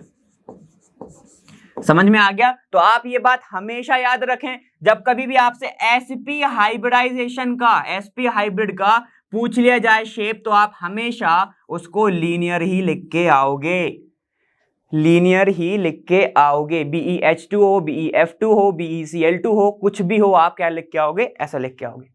यहां तक समझ में आ गया। ठीक है, अब ये ऐसा क्यों बन रहा है, सर ऐसा भी तो बन सकता था, देखो सर ऐसे Be है, यहां पर Cl आ जाए, यहां Cl आ जाए, या फिर Be है, ऐसा Cl आ जाए, यहां Cl आ जाए, Be है, यहां पर एक Cl आ जाए, यहां पर एक Cl आ जाए, ऐसा भी तो बन सकता था सर। लेकिन देखो यहां पर क्या होता है, हमेशा याद रखना, क्योंकि अपन ने वैस पर अभी नहीं करी है, लेकिन ध्यान से सुनो, आपको इतना तो पता है कि इलेक्ट्रॉन एक दूसरे को क्या करेंगे, रिपल करेंगे, और इस क्लोरीन के ऊपर होते हैं कुछ इलेक्ट्रॉन। ठीक है, तो ये क्या चाहता है कि ये जो एटम है, ये क्लोरीन और ये क्लोरीन, दोनों के ऊपर इलेक्ट्रॉन्स हैं, तो ये चाहते हैं कि इनके बीच में क्या रहे, मिनिमम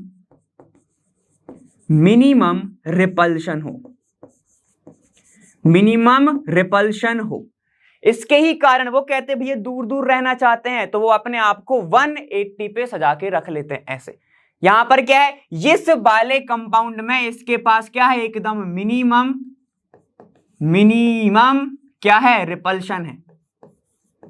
तो एक बात और याद रखना, जितनी मैक्सिमम डिस्टेंस उतना मिनिमम रिपल्शन। कितना इजी है, बहुत इजी लगा होगा ना ये तो। क्लियर है, समझ में आया कि नहीं आया। अब देखो मैं आपको दिखाता हूं कि कैसा दिखता होगा। देखो मैं कैसा लेके आयो, अरे ये देखो, ये क्या है, यहां पर आपको जो सेंटर एटम दिख रहा है, सेंटर वाला, ये क्या है आपका Be, ये जो है ये है Be, ये क्या है आपका Cl, ये क्या है Cl, एकदम लीनियर दिख रहा है, देखो लीनियर एकदम, देखो लीनियर है, दिख रहा है ऐसे, है ना। और इनके बीच का जो एंगल होगा वो क्या होगा, वो है 180 डिग्री। यहां से लेके यहां तक घूमोगे तो 180 डिग्री है वो। क्लियर, यहां तक समझ में आ गया ना।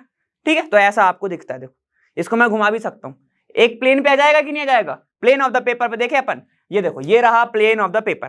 ठीक है, ये देखो आ गया, एक प्लेन पे आ गया, दिख रहा है ऐसा, है ना, एक ही प्लेन पे आ गया, समझ में आ गया। चलो ये कौन सा था आपका, sp हाइब्रिडाइजेशन। क्लियर, समझ में आ गया। देखो यहां से चले थे हम, यहां तक अपन आए, क्लियर हो गया यहाँ पे सभी को, है ना। चलो अब चलते हैं sp2 हाइब्रिडाइजेशन पे, इसको थोड़ा सा लिखो, फिर अपन आगे चलेंगे, sp के बारे में देखेंगे। देखो अब आपका है sp2 हाइब्रिडाइजेशन। अब इसमें क्या होगा, देखो नाम से समझ में आ रहा है क्या, sp2, तो यहां पर क्या होगा, 1s ऑर्बिटल मिक्स होगा किसके साथ, 2p ऑर्बिटल के साथ, 2p ऑर्बिटल के साथ। ठीक है, तब जाके जो डब्बे बनेंगे, इसका एक डब्बा और इसके दो डब्बे। ठीक है, ये हो गए आपके पास 3 डब्बे, ये हो गया px, py और ये pz, और ये क्या होगा आपके पास, s मान लेते हैं, इसको 2 मान लेते हैं। ठीक है, क्योंकि 1 में तो 2 चीजें होती ही नहीं है, 1 में तो p होता ही नहीं है ना, इसलिए अपन इसको 2 मान के चल रहे हैं। ठीक है, एग्जाम्पल के तौर पे अपन उठा रहे हैं ना, अब ऐसा नहीं इसको सीरियस ले लो। सुनो यहां पे क्या होगा, एक s का 2p के क्या बनेगा भाई, यहां पे देखो कितने ऑर्बिटल बनेंगे, 3 ऑर्बिटल। कैसे बनेंगे, ऐसा बनेगा, देखो तीनों को साथ में जोड़ दो, 1 2 3। ये कौन से बने, ये बने आपके sp2 हाइब्रिड ऑर्बिटल।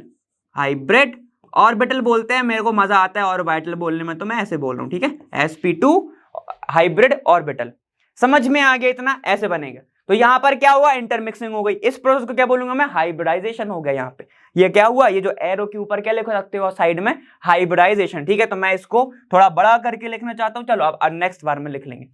ठीक है, तो आपको ऐसा देखने को मिलेगा। अब अगर मैं यहाँ पे कैरेक्टर पूछूं तो क्या बताओगे, देखो तीन चीजें हैं, ठीक है। देखो sp2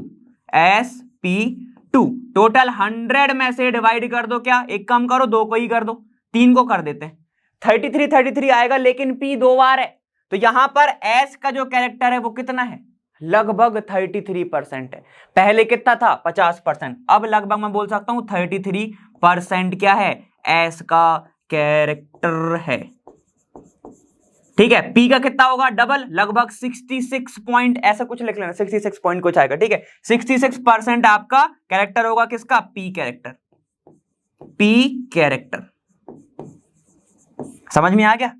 ठीक है, तो ये क्या होता है आपका, ये ऐसा दिखता है आपका sp2 हाइब्रिडाइजेशन। ठीक है, देखो यहाँ पे क्या हो रहा है, एक s दो p जुड़ गए, एक देखो एक px है एक py है, तो ये रहा आपके पास px, ये रहा आपके पास py, ये दोनों के दोनों जुड़ गए। अगर इन दोनों की ओवरलैपिंग दिखाऊं तो पता है कभी कभी आपको क्या देखने को मिलेगा, अगर आप गूगल पे देखोगे कुछ इमेजेस, ऐसा मिलेगा कि एक s है और जब उनको px py साथ में दिखाना था तो उन्होंने कैसा कर दिया, ये हो गया आपके पास py और ये हो गया आपके पास px।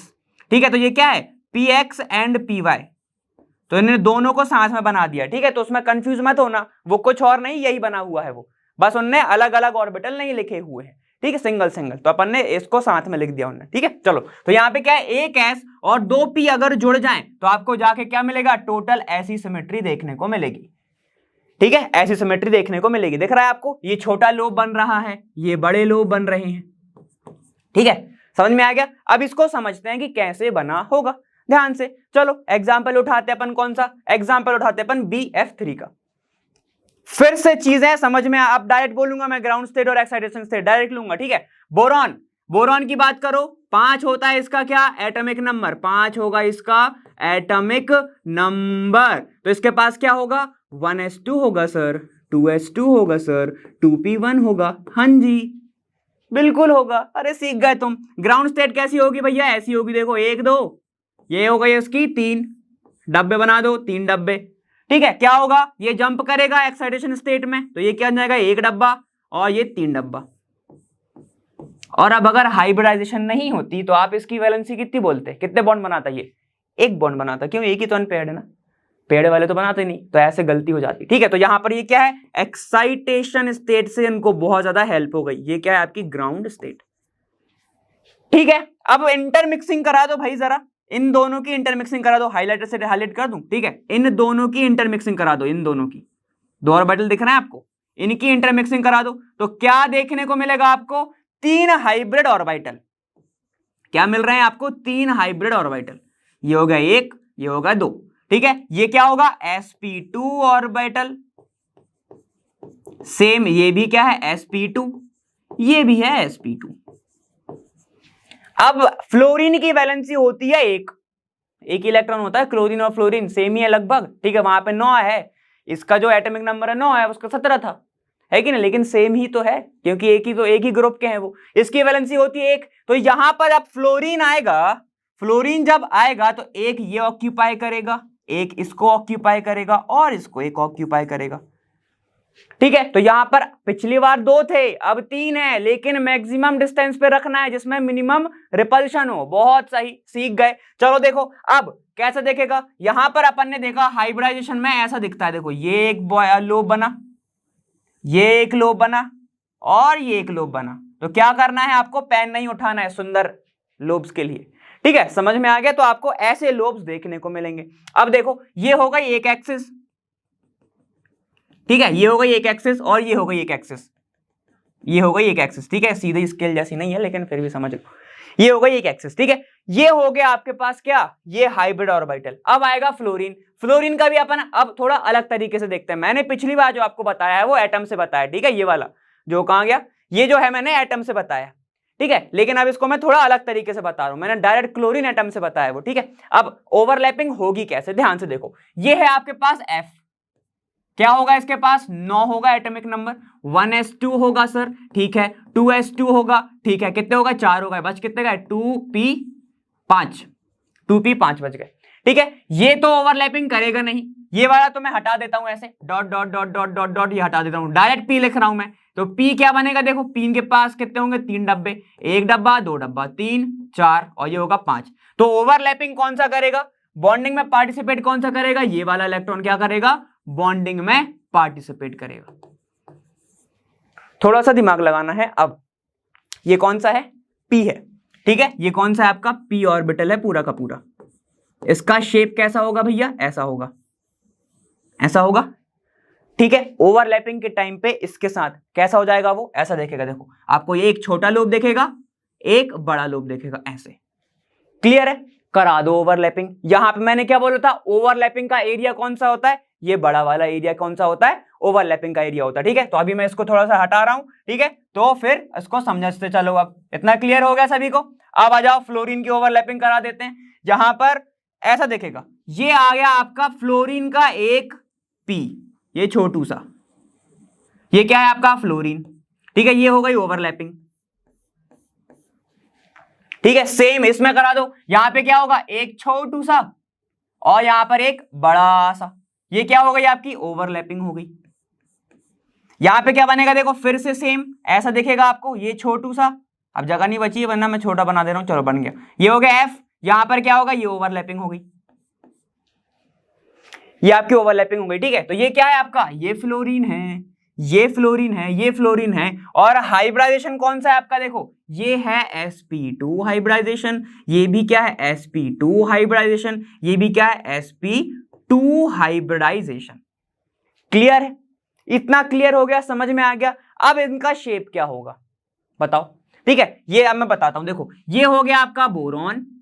ठीक है, एक F इधर, एक F इधर, एक F इधर। सीधे में देखोगे तो वो उसको ऐसा, सीधे में देखोगे तो ये ऊपर आ जाएगा, आजू बाजू नीचे निकल जाएंगे। इनके बीच का जो एंगल है वो होता है कितना, 120 डिग्री, 120 डिग्री।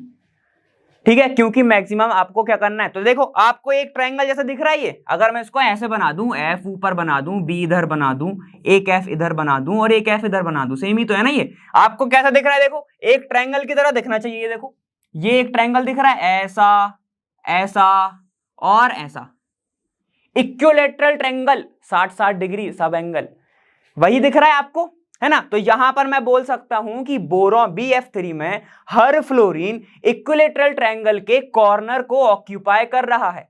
समझ में आ गया, फिर से सुनो कि BF3 के अंदर हर फ्लोरीन इक्विलैटरल ट्रायंगल के कॉर्नर को क्या कर रहा है, ऑक्यूपाई कर रहा है, टू अवॉइड रिपल्शन। बहुत अच्छे, समझ में आ गया। हर के एंगल कितना होगा, 120 डिग्री होगा। इसको कौन सी सिमेट्री बोल दोगे, इसको बोला जाता है ट्राइगोनल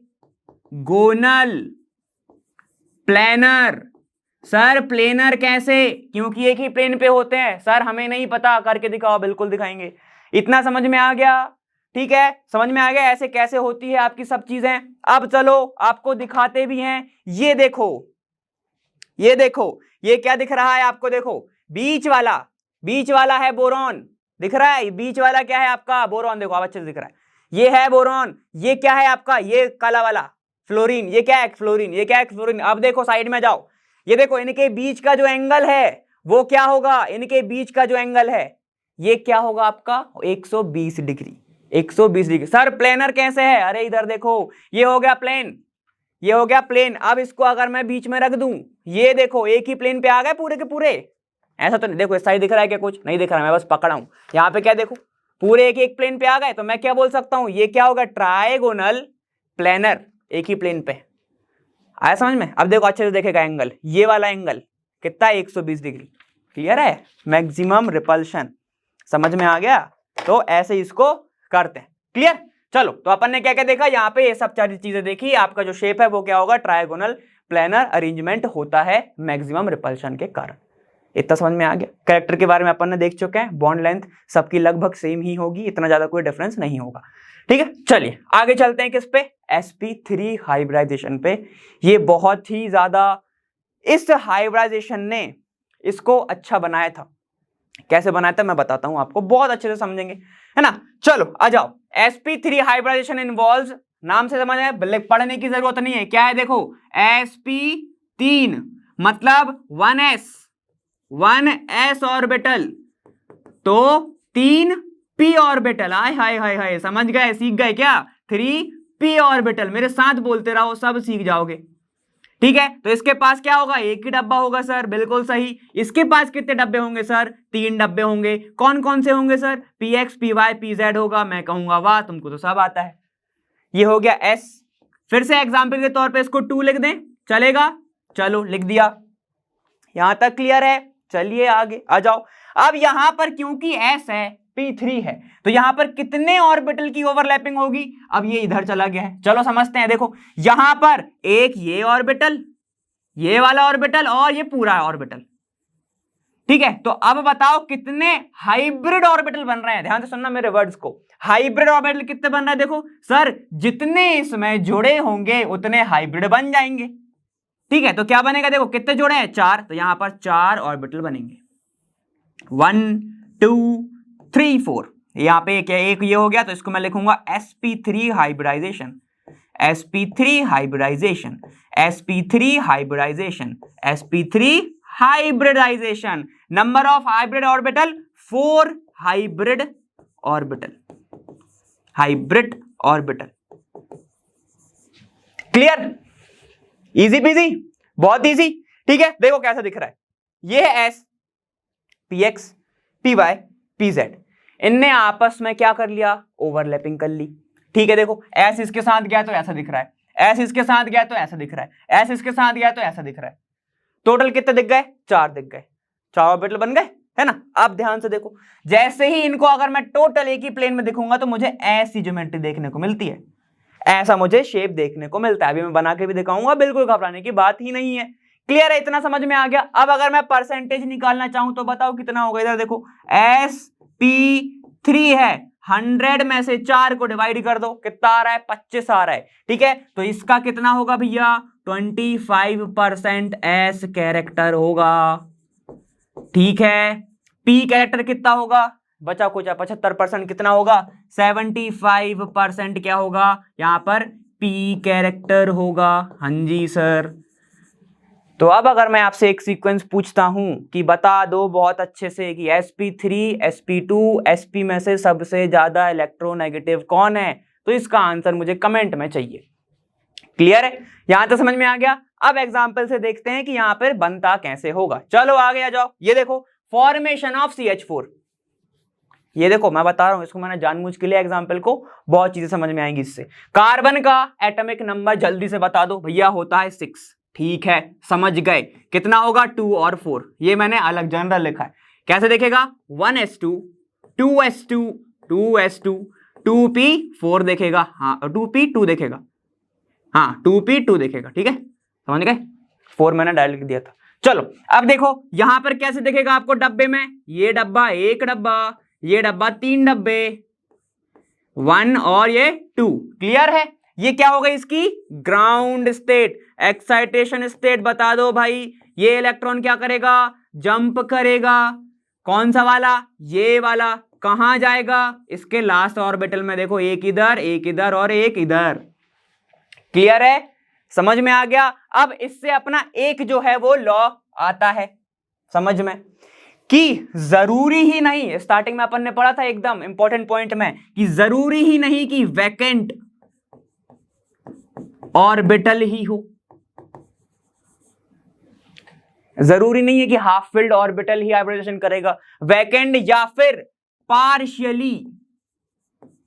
पार्शियली फिल्ड ऑर्बिटल भी क्या करता है? हाइब्रिडाइजेशन करता है, हाइब्रिडाइजेशन करता है। सही कह रहा हूं, है कि नहीं? ठीक है, समझ में आ गया। चलो अब आगे चलते हैं। अब देखो मैंने क्या बोला? एक्साइटेशन स्टेट आ गई, क्या कराना है? हाइब्रिड ऑर्बिटल बनाना है। क्या होगा? एक ऐसा, अरे रे रे रे,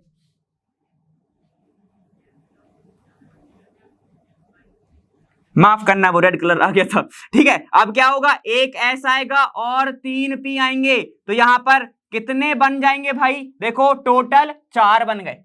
टोटल कितने बन गए? देखो यहां पर 4 बन गए, ये देखो 1 2 3 4 ये बन गया। कितने हो गए ये हो गया आपके पास sp3 sp3 sp3 और sp3। किसके हैं ये? कार्बन के। ठीक है, तो ये क्या हो गए? Hybrid orbital of carbon atom. ठीक है, इसको लिख लो 4 लिखने की जरूरत नहीं, लेकिन आपको पता होना चाहिए कि 4 हाइब्रिड बने थे। अब बता दो H का कितना होगा? H के पास होता है एक ही इलेक्ट्रॉन, 1s होगा, तो उसका S क्या करेगा? इसके साथ ओवरलैपिंग करेगा। ठीक है, तो चलो बना देता हूं। देखो यहां पर अब मैं लिख दूं ऐसे करके, हाइड्रोजन का एटॉमिक नंबर होता है 1। ठीक है, ये होगा 1, क्या बनेगा? 1s1। तो यहां पे देखो पार्टिसिपेशन कौन करेगा? इसका सिर्फ S करेगा। तो ध्यान से सुनना, मैं पिछली बार जो आपको बताना चाहता था, ठीक है, ये देखो ये वाला हाइब्रिड ऑर्बिटल, जब अगर s ऑर्बिटल यहां पर ओवरलैप कर रहा है तब ऐसा गोला दिखता है। ठीक है, मैं बार बार बोल रहा हूं, मैंने क्लोरीन का एटम लिया है इधर। ठीक है, क्लोरीन का एटम के बारे में बात करी है। ठीक है, वरना ओवरलैपिंग कैसी होगी उसकी? जैसा F की ऐसी हुई है फ्लोरीन की। ठीक है, क्योंकि उसका p ऑर्बिटल था। लेकिन अब यहां पर चलो ये S है, हाइड्रोजन का है ये, तो इसका क्या होगा? जैसा स्पेरिकल शेप होता है ना इसका, तो वैसे ही ओवरलैपिंग होगी। यहां पर फ्लोरीन जैसा डंबल नहीं बनेगा, याद रखना इस बात, कंफ्यूज मत होना बिल्कुल भी। क्लियर है? चलो आ जाओ, अब इसको हमें कुछ ऐसे अरेंज करना है क्लोरीन के हाइब्रिड ऑर्बिटल्स को जिस पे मिनिमम रिपल्शन हो। तो कैसा बनेगा? देखो यहां पर एक बनेगा आपका ऐसा लोब, एक बनेगा आपका ऐसा लोब, ये बन गया ट्रायगोनल, और एक आ जाता है नीचे ऐसा, ऐसे। इसको क्या बोलते हैं? टेट्राहेड्रल। इसको बोला जाता है टेट्राहेड्रल, मतलब टेट्रा मतलब 4, हेड्रल मतलब हेड। ठीक है, तो टेट्राहेड्रल शेप बोलते हैं इसको। ठीक है, टेट्रा मतलब 4। ठीक है, तो 4 लिख लो ब्रैकेट में, यू मत समझना उसको। हेड्रल मतलब हेड। 4 सर दिख रहे हैं?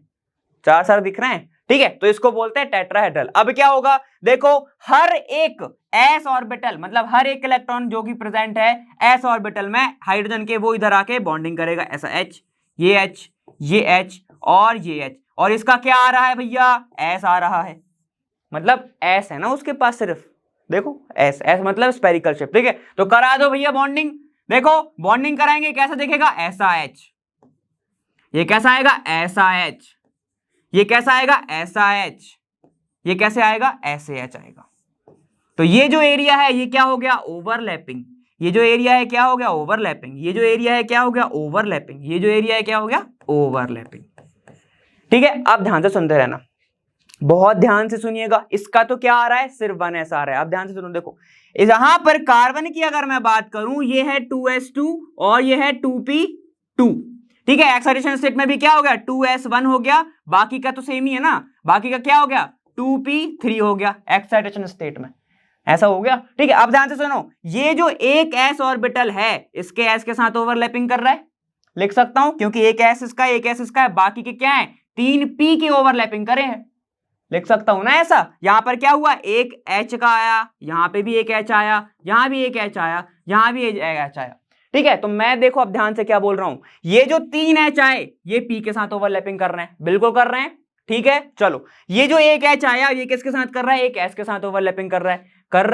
ठीक है, अब पहले के टाइम पे ध्यान से सुनो, बहुत पहले, अभी कर नहीं, बहुत पहले ये बोला गया कि यहां पर 3 बॉन्डिंग जो है CH4 के अंदर 3 बॉन्ड जो हैं वो क्या है? CH के, वो है आपके SS ओवरलैपिंग, SS हाइब्रिडाइजेशन। ठीक है, हाइब्रिडाइजेशन, ओवरलैपिंग लिख सकते हो, कोई दिक्कत नहीं है। और यहां पर नहीं, sp ऑर्बिटल, sp ओवरलैपिंग, और जो CH है वो क्या है? SS ओवरलैपिंग है। एक वापस से सुन लो, SS ओवरलैपिंग। फिर से सुनो क्या है? देखो क्या हो रहा है, एक S आया, इसके S के साथ ओवरलैप करा, देखो 2s का एक S बचा हुआ है, उसके साथ ओवरलैप करा, तो एक बॉन्ड क्या है? देखो CH का, वो है SS ओवरलैपिंग। तो यहां पे लिख सकता हूं ये जो है वो क्या है? S और S ओवरलैपिंग। बाकी के ये जो 3 हैं ये क्या है आपके? SP overlapping. ये क्या है आपकी? S और P ओवरलैपिंग। ठीक है, तो पहले के टाइम पे ये बोला गया क्योंकि यहां पर बॉन्ड में डिफरेंस है तो इसकी बॉन्ड लेंथ में भी डिफरेंस आना चाहिए, इसकी एनर्जी में भी डिफरेंस आना चाहिए, इसके शेप में भी डिफरेंस आना चाहिए। लेकिन आगे जब एक्स रे डिफ्रैक्शन करा गया तो कोई भी डिफरेंस नहीं आया, सब सेम आ गया।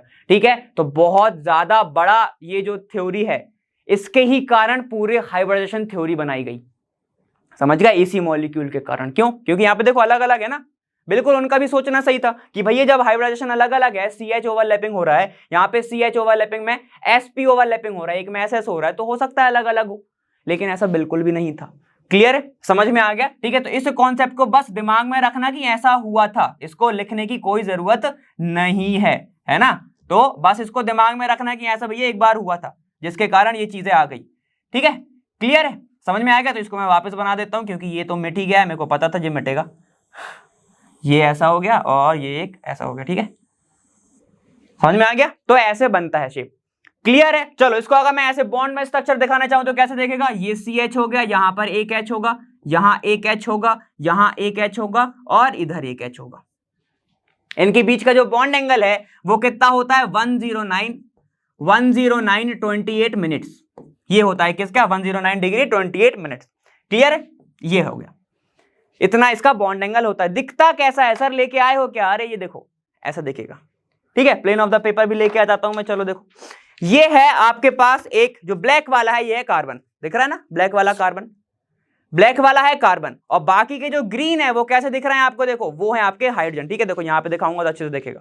ठीक है, ये हो गया ब्लैक, ये हो गया ब्लैक, ये होगा एक हाइड्रोजन। ठीक है, और बाकी के 3 हाइड्रोजन, एक ये है और एक आपका पीछे है ये वाला। क्लियर है? तो प्लेन ऑफ द पेपर में लेके जाऊं तो कैसा दिखेगा? देखो थोड़ा सा ऐसा दिखेगा, मगर ये ऊपर रहेगा, बाकी का ये वाला ऊपर रहेगा, ये ऐसा रहेगा। अब इनके बीच का जो बॉन्ड एंगल है, इनके बीच का जो बॉन्ड एंगल है, ये वाला देख लो, ये वाला देख लो, इनके बीच का जो बॉन्ड एंगल होगा वो होगा 109.28 मिनट्स। ठीक है, इस शेप को क्या बोलते हैं? टेट्राहेड्रल बोला जाता है। क्लियर? समझ में आ गया? मजा आ रहा है? ऐसे पढ़ना है। क्लियर है? चलो इसको ऐसे बोलते हैं। अब सर ये निकालते कैसे होंगे? बिल्कुल कैलकुलेशन सिखाएंगे, लेकिन आगे सीखेंगे। क्लियर है? यहाँ पे तो अपन ने 3 चीजें देख ली हैं, sp, sp2, sp3, तो ये मेन होते हैं नॉर्मल वाले जब तक d ऑर्बिटल इन्वॉल्व नहीं होता है। क्लियर है? यहां तक समझ में आ गया होगा। चलो तो अपन थोड़ा सा समरी लिख लें, इसी पेज पे लिख लें क्या?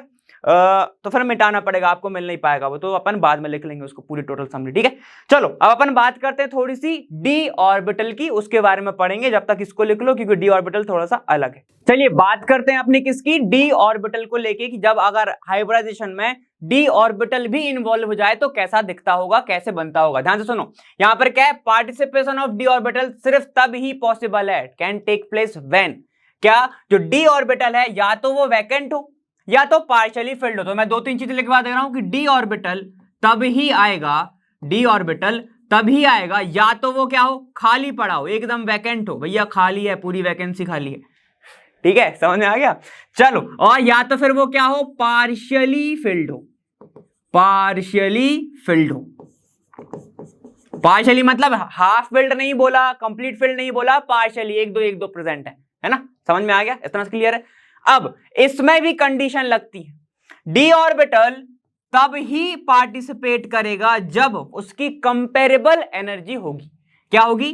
कंपेरेबल एनर्जी होगी, कंपेरेबल एनर्जी होगी। मतलब कि भैया वो सामने वाले से कंपेयर तो कर पाए, जैसे कि जो 3D है वो तब ही पार्टिसिपेट करेगा जब उसको 3s मिले या फिर 3p मिले, तभी कर पाएगा वो। अब ऐसा नहीं है कि 3D को अगर आपको पार्टिसिपेट कराना है, इसका हाइब्रिडाइजेशन आप करा दो सीधे 7p से, तब नहीं करेगा वो। क्यों? क्योंकि एनर्जी डिफरेंस बहुत ज्यादा है। ठीक है, तो एनर्जी डिफरेंस अगर ज्यादा रहा तो डी ऑर्बिटल बिल्कुल भी हाइब्रिडाइजेशन नहीं करेगा, और एनर्जी डिफरेंस ज्यादा कितना होना चाहिए? +1। मतलब ये जो 3 है ना, ये 4s के साथ कर सकता है, कोई दिक्कत नहीं है। ठीक है, मतलब एक ज्यादा कर सकता है। जैसे कि अगर मैं बात करूं 3p जो है, क्या ये 4d के साथ जाएगा? बिल्कुल चला जाएगा। क्यों? क्योंकि यहां पर एनर्जी डिफरेंस या फिर एक ही तो ज्यादा है ना, +1 ही ज्यादा है, तो ये इसके साथ जा सकता है। ठीक है, तो मतलब इसका सिंपल सा एक चीज है कि भैया कंपेरेबल एनर्जी होनी चाहिए। ठीक है, तो इस चैप्टर में अपन जो पढ़ने वाले हैं वो पढ़ेंगे डी के जो होते हैं इनर ऑर्बिटल, इनर ऑर्बिटल की हाइब्रिडाइजेशन, थोड़ा उल्टा कर लेना इसको। इनर ऑर्बिटल की हाइब्रिडाइजेशन पढ़ी जाती है किसमें? कोऑर्डिनेशन केमिस्ट्री में, कोऑर्डिनेशन कंपाउंड में, ठीक है। इस चैप्टर में बात होगी सिर्फ किसकी? आउटर ऑर्बिटल की, outer orbital of D subshell, D subshell की। मतलब कि जो डी के बाहर के रहते हैं, जैसे D Z square, D X square minus Y square, ठीक है, ये ऐसे ऐसे ऐसे, ठीक है। तो उनकी बात करेगी, उनके साथ ओवरलैपिंग होगी ऐसे ऐसे, ठीक है। तो यहां पर डी के outer orbital of D subshell, इसको लिखने की जरूरत नहीं है, इसमें अपन पढ़ा जाता है। जो कोऑर्डिनेशन कंपाउंड में आपको जब आगे आओगे तो आपको आउटर पढ़ा जाएगा, ठीक है, ये इनर पढ़ा जाएगा। क्लियर है? बार बार उल्टा बोल रहा हूं, समझ गए ना? मतलब क्या होगा, जो आउटर वाला है वो अपन आज पढ़ेंगे, अभी पढ़ेंगे, इनर वाला हम 12th में पढ़ेंगे कोऑर्डिनेशन कंपाउंड। क्लियर है? समझ में आ गया? चलो बस इतनी समझना था। चलो अब स्टार्ट करते हैं डायरेक्ट। कितने चीजें होती हैं? 3 होते हैं।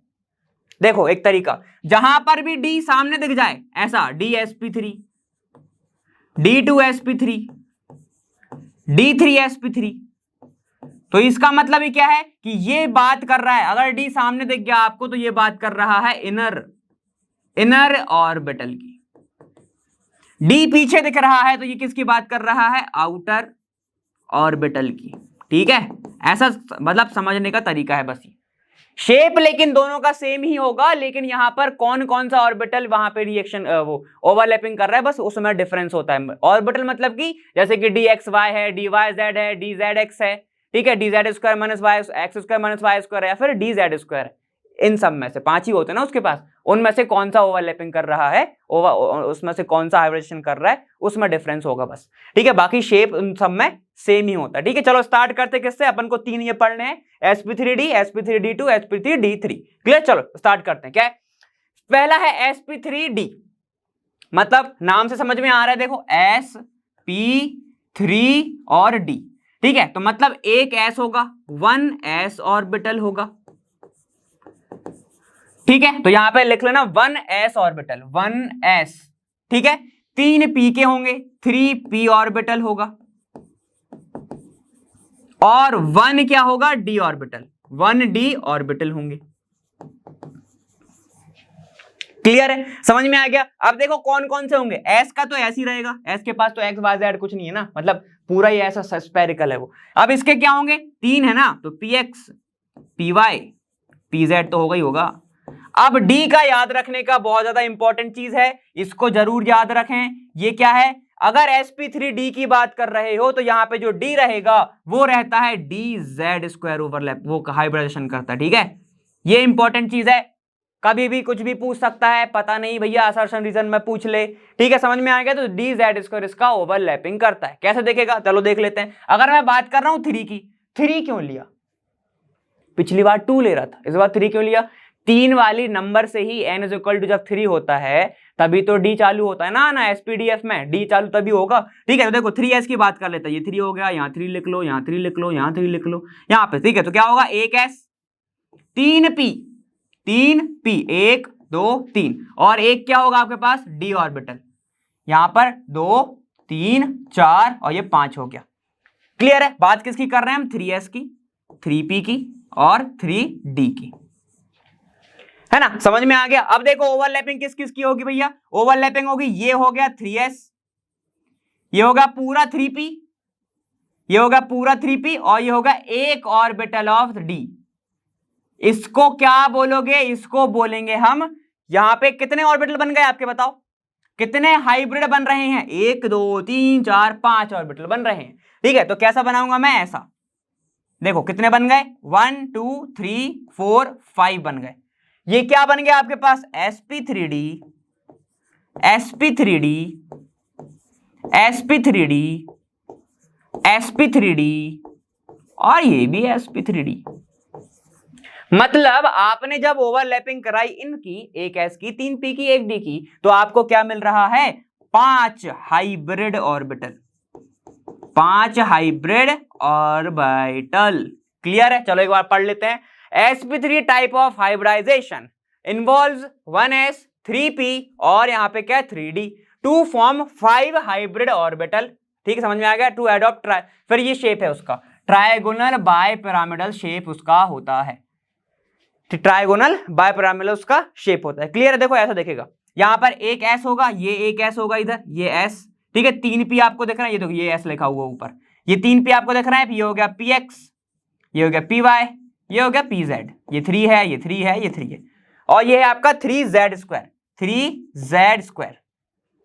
क्लियर, समझ में आएगा। तो जब ये 3 ओवरलैपिंग करेंगे तो आपको लगभग ऐसा शेप दिखेगा, देखो पूरा फ्लावर बना दो, पूरा फ्लावर बना दो, ऐसा ऐसा आपको शेप दिखने को मिलेगा। क्लियर है, ये आपके बुक में भी होगा वैसे तो, ठीक है। तो इसको क्या बोला जाता है, sp3 हाइब्रिड ऑर्बिटल, किस क्या कौन सी geometry, trigonal bipyramidal geometry. Clear, समझ में आ गया सर। इसका एग्जांपल, अरे बिल्कुल बताएंगे, आ जाओ। चलो अपन इसका एग्जांपल की बात करते हैं, formation of PCl5, formation of PCl5। इसमें 2-3 कॉन्सेप्ट और हैं तो ध्यान से समझना। फॉस्फोरस का एटॉमिक नंबर, जल्दी से बताओ, इसका एक काम करो, डायरेक्ट वैलेंस बता दो। देखो तो वैलेंस क्या होगा, ध्यान से देखना, ये हो जाएगा आपके पास 5s2, ये देखो ऐसा 5s2, 5 तो आ ही नहीं सकता, 3s आएगा, कहां 5 पहुंच गया सर। चलो यहां पे क्या आएगा 3s2 है ना, और फिर आएगा आपके पास p, फिर आएगा आपके पास p, यहां पे देखो 1 1 2 3, ये हो गया आपके पास 3p3, ऐसे। क्लियर है, समझ में आ गया। अब ध्यान दो, हमारे पास क्या है, ये हो गया इसकी ग्राउंड स्टेट, ये हो गया इसकी ग्राउंड स्टेट। अब एक्साइटेड स्टेट की बात कर लेते हैं। देखो एक्साइटेड स्टेट में क्या होगा भाई, एक्साइटेड स्टेट में ये वाला जो इलेक्ट्रॉन है ये उड़ के चला जाएगा किसके अंदर, बताओ। अब ध्यान से सुनना, ऐसा मत कर देना, कभी भी ऐसा मत कर देना कि ये वाला इलेक्ट्रॉन उड़ के इसके साथ कर दिया, ऐसे नहीं होगा, ऐसे नहीं होता, ठीक है। तो क्या होगा, अब ये वैकेंट पे जाएगा, ये जाएगा अपने वैकेंट पे। कौन सा वैकेंट है, इसके पास डी भी होता है ना, तो ये कहां जाएगा, डी पे। देखो डी के पास कितने होते हैं, 1 डब्बा 2 डब्बा 3 डब्बा, 1 2 3 4, ये 5 डब्बे। क्या होगा, ये डी में जाएगा, डी में कौन से वाले में, पहले वाले में। अब देखो ये इधर तक चला गया है, तो हाइब्रिडाइजेशन देखो क्या हो गई, ये हो गया 1s 3p और 1d, बन गया क्या बना, ये आपके पास ये बन गया, आप देखो ये बना 3d3 नहीं, देखो ये बन गया sp3d।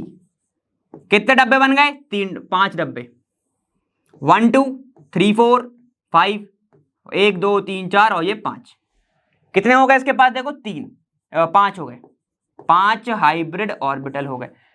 फिर से क्लोरीन, फिर से क्लोरीन आ गया, क्लोरीन आएगा वापस से ज्वाइन होना चाहेगा, किससे करेगा, अपने p से ज्वाइन होगा, ठीक है, एक ही इलेक्ट्रॉन आएगा, तो मतलब हर एक डब्बे में आके chlorine chlorine chlorine chlorine chlorine आके बैठ जाएगा, ठीक है, 5 डब्बे में आके क्लोरीन बैठ जाएगा।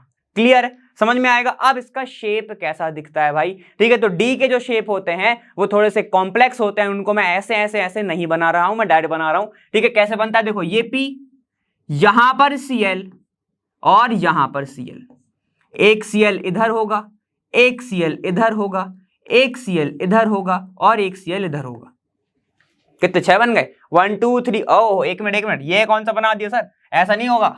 देखो एक Cl कैसा होगा, ऐसा होगा, ये वाला Cl ऐसा होगा, हाँ अब ठीक है, अब ठीक है ना सर, ठीक है। तो यहां पे ऐसे बनता है। क्लियर है, समझ में आ गया। देखो कितने चीज होगा, 1 2 3 4 5, PCl6 बना दिया, तो बताओ PCl5 होता है, ठीक है। तो यहां पर ये हो गया। अब अपन को देखने को बहुत सारी चीजें यहां पर मिलेंगी, क्या क्या, ध्यान से देखते रहना बस। इस क्लोरीन का और इस क्लोरीन का बिल्कुल 90 डिग्री का फासला है।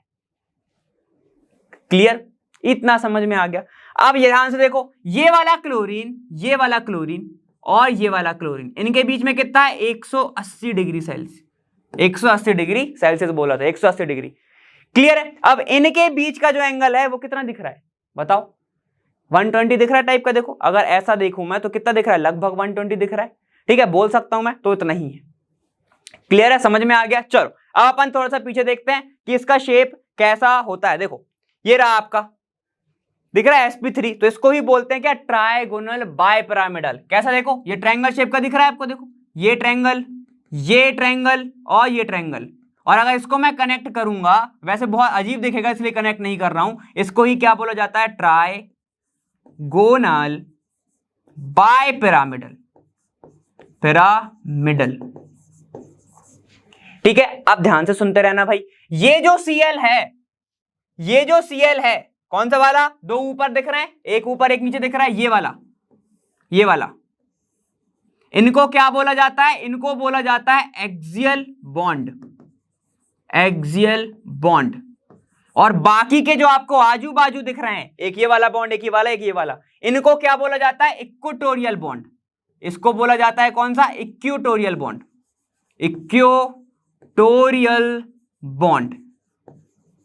तो ये देखा गया कि ये जो एक्सियल बॉन्ड है, ये जो एक्सियल बॉन्ड है, इसकी जो लेंथ है वो ज्यादा होती है इक्वेटोरियल बॉन्ड लेंथ से, बॉन्ड लेंथ से।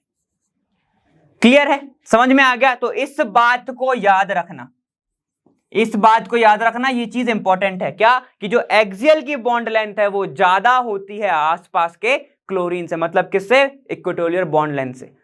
क्लियर है? समझ में आ गया ना इतना? अब देखो, क्या मैं बोल सकता हूं कि ये जो तीन चीज हैं, देखो ये वाला मैं बना के दिखा रहा हूं, ये वाला ऐसा ऐसा ऐसा, ये और ऐसा, ये जो तीन है ये एक ही प्लेन पे होंगे और बाकी के ये दो क्या होंगे? ऊपर और नीचे होगा। क्लियर है? समझ में आ गया ना? तो ये होता है आपका एक्सियल बॉन्ड लेंथ। इसको थोड़ा सा याद रखना हमेशा भाई। अब क्यों होता है सर? बिल्कुल दिमाग में आना चाहिए, क्योंकि ये जो क्लोरीन है और ये क्लोरीन है, इनमें लगा देता है रिपल्शन।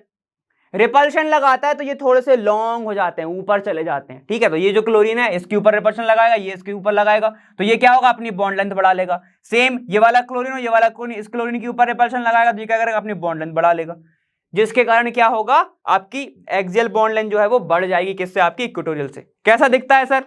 लेके आए हो क्या? बिल्कुल लाया हूं, देखो मैं दिखाता हूं आपको। कहां गया, कहां गया? ये देखो, ऐसा दिखेगा। प्लेन ऑफ द पेपर कहां गया मेरा? ये रहा। ध्यान से देखना, देखो ये जो तीन दिख रहे हैं आपको, कौन कौन से? देखो, एक, ये दो और ये तीन, देखो ऐसे वाले दिख रहा है। ये जो तीन है ये है आपके प्लेन पे, और ये जो दो दिख रहे हैं आपको, एक ये ऊपर है, एक ये ऊपर है, ये जो एक ऊपर है और ये एक ऊपर है, तो ये क्या है? आपके एक्सियल। ये जो बॉन्ड लेंथ दिख रही है आपको, ये सीधी वाली, ये सीधी वाली दिख रही है, ये वाली, ये क्या है? आपके एक्सियल बॉन्ड, ये वाला और ये वाला।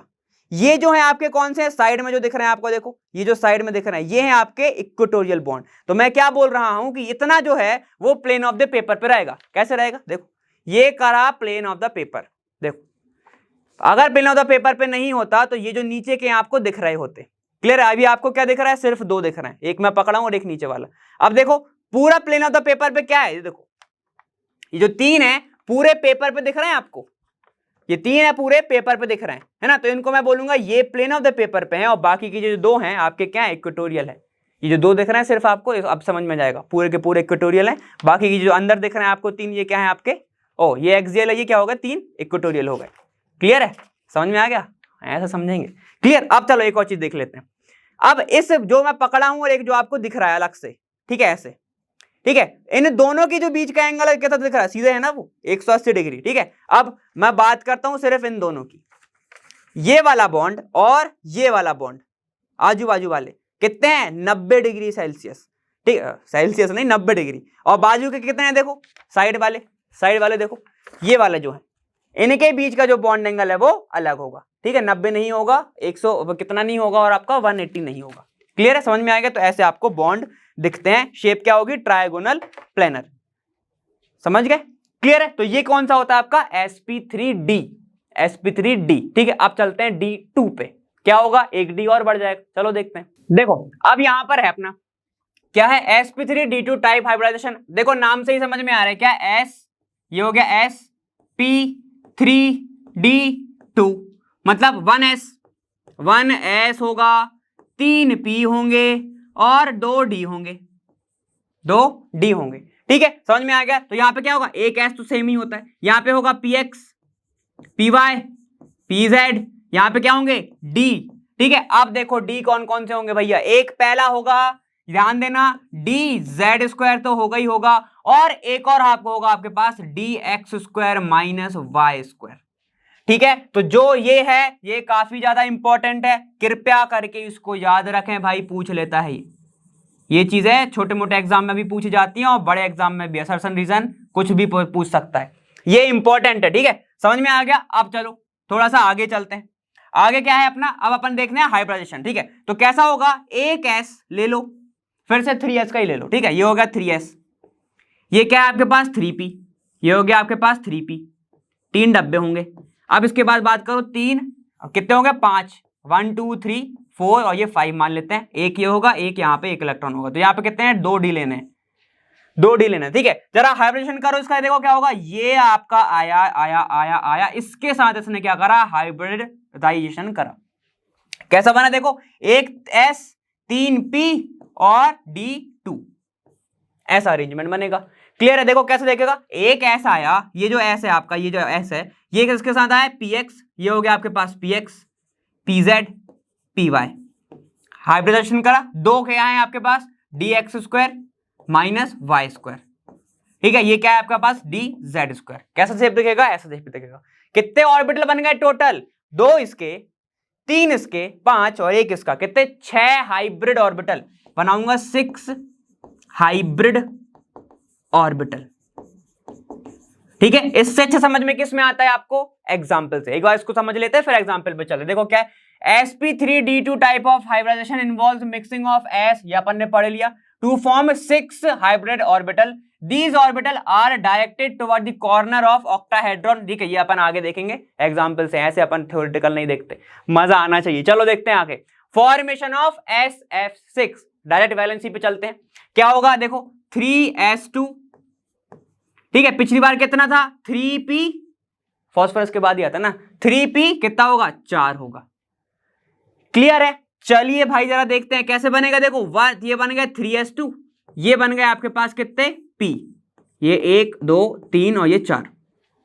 क्लियर है, देखो भाई मैं ऐसे भर देता हूं, ठीक है, इसके साथ ही एक भर देता हूं, लेकिन ऐसा भरना नहीं। कैसे बनना, पहले एक फिर एक फिर एक फिर उल्टा भरना। ठीक है ना, याद है ना पॉलीज एक्सक्लूशन, है ना, उसने क्या बोला था, एक ही ऑर्बिट में सेम नहीं जाने चाहिए, सेम स्पिन नहीं होनी चाहिए। ठीक है, चलो और भी थे अपने। चलो अब ये हो गई आपके पास ग्राउंड स्टेट। एक्साइटेड स्टेट में क्या करोगे, यहां पे इसके पास क्या होगा, डी भी होगा। ठीक है, तो 2 3 4 और ये 5 डी भी है ना, तो इसको जंप कराओ, क्या होगा देखो, पहले ये वाला जंप करेगा, इसके अंदर आएगा। ठीक है, तो मैं बना रहा हूं, देखो ये जंप करा, इसको मैं अभी खाली ही दिखा रहा हूं, ये तो ऐसे ही रहेंगे ना, इसके पास तो कुछ नहीं, इसको दिखा रहा हूं अभी। ठीक है, तो क्या हुआ यहाँ पे 2 3 4 और ये हो गया 5।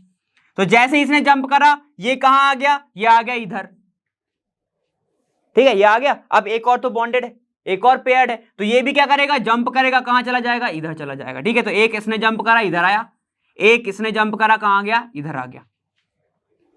क्लियर है, अब ये क्यों जंप कर पा रहा है, क्योंकि वैकेंट है, डी वैकेंट है। क्लियर, चलो अब आगे समझते हैं, आगे ध्यान सुनो, ये हो गया ऐसा। क्लियर, अब देखो यहां पे एक और होगा, ये जो है कितने हाइब्रिड ऑर्बिटल बन रहे हैं, देखो एक s 3p d2, ये बन गया आपके पास sp3d2। ये कौन सा है आपका, सल्फर की बात हो रही है भाई, सल्फर की यहां पर बात चल रही है। क्लियर है, फ्लोरीन आ रहा है, फिर से फ्लोरीन क्लोरीन कुछ भी हो, क्या होगा, एक एक ऑक्यूपाई कर लेगा। क्या बना, यहां एक एच आ जाएगा, यहां पे एक एफ आ जाएगा, एक एफ इधर, एक एफ इधर, एक एफ इधर, एक एफ इधर, फिर इधर, और बस बन गए कितने एफ, कितने हो गए 6 हो गए।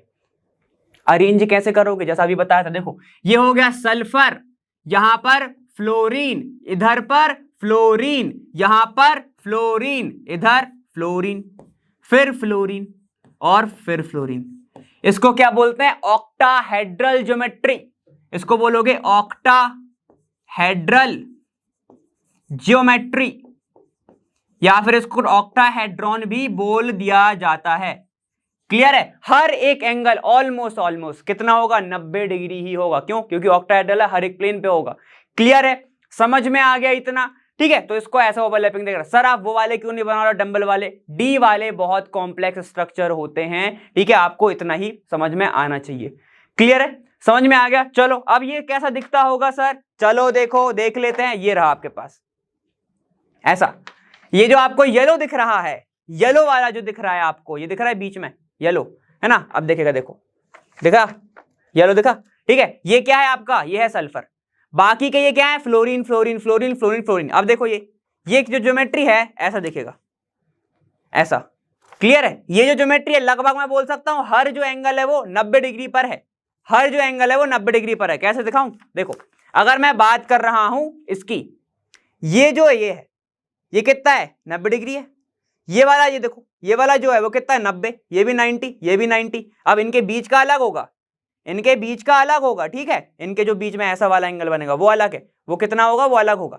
अब इसकी बात करूं, ऊपर वाले और नीचे वाले के बीच का एंगल कितना होगा, 180 डिग्री।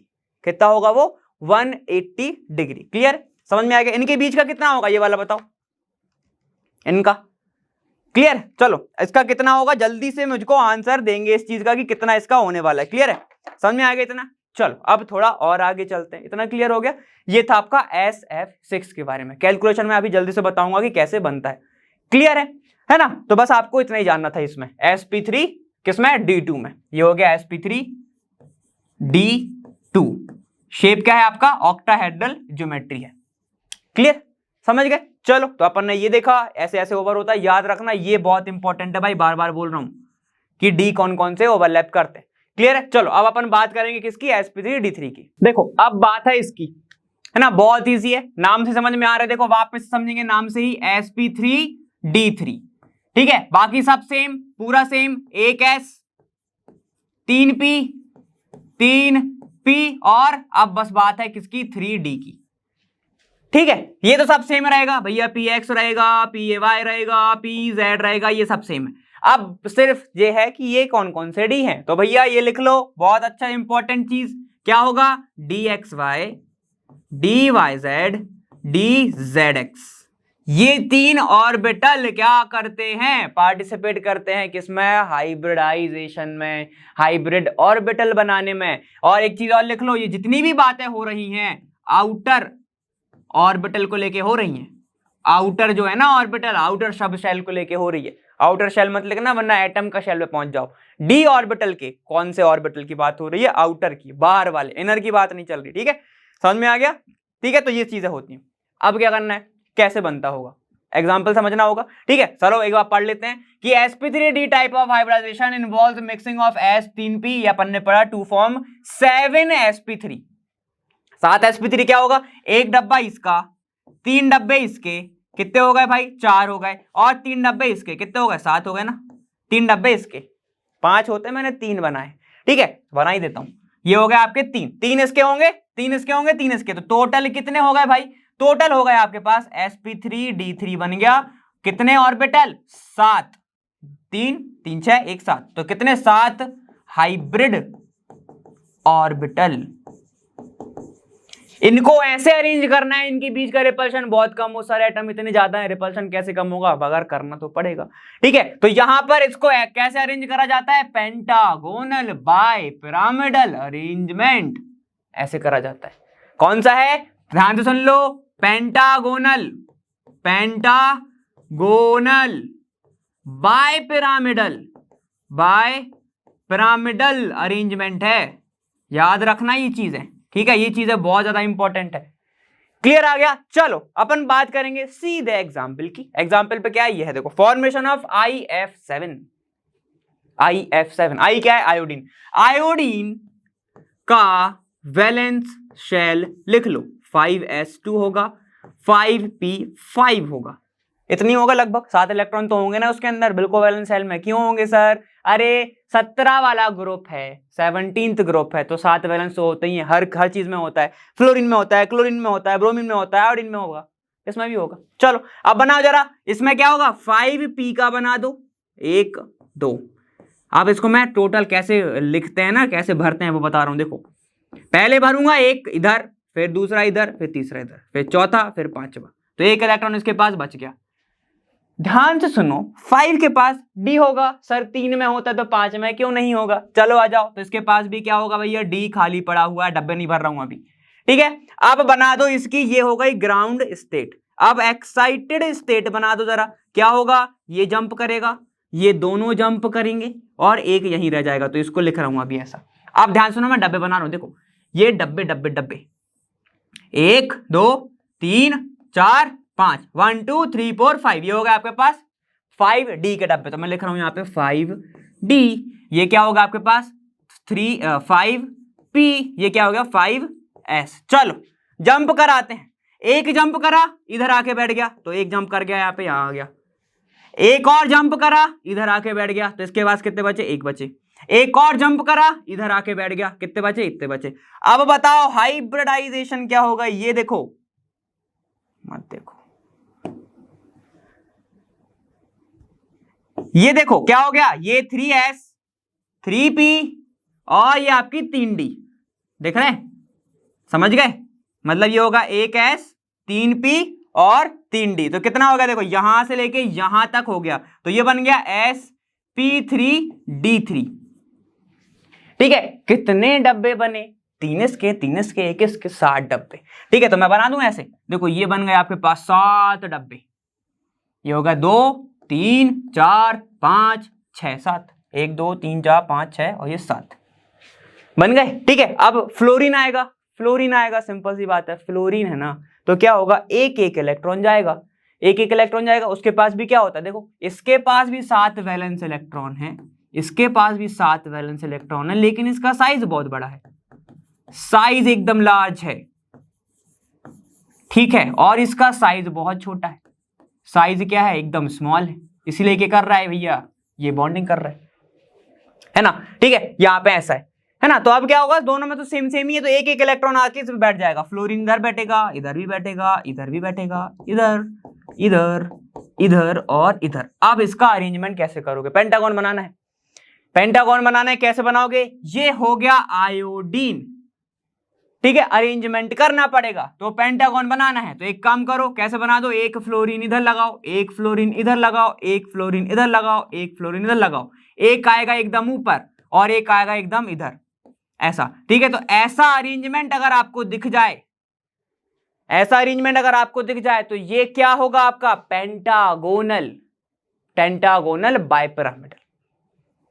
ठीक है, इसको ही बोलते हैं। अब सुनो एक चीज और ध्यान से सुन लो, इनके बीच का जो एंगल होगा ये होता है 72 डिग्री, 72 डिग्री। इसमें भी एक्सियल की बात आती है और इक्वेटोरियल की बात आती है। ठीक है, तो इसमें एक्सियल क्या होगा, फिर से बड़े होंगे, इक्वेटोरियल से ज्यादा बड़े होंगे।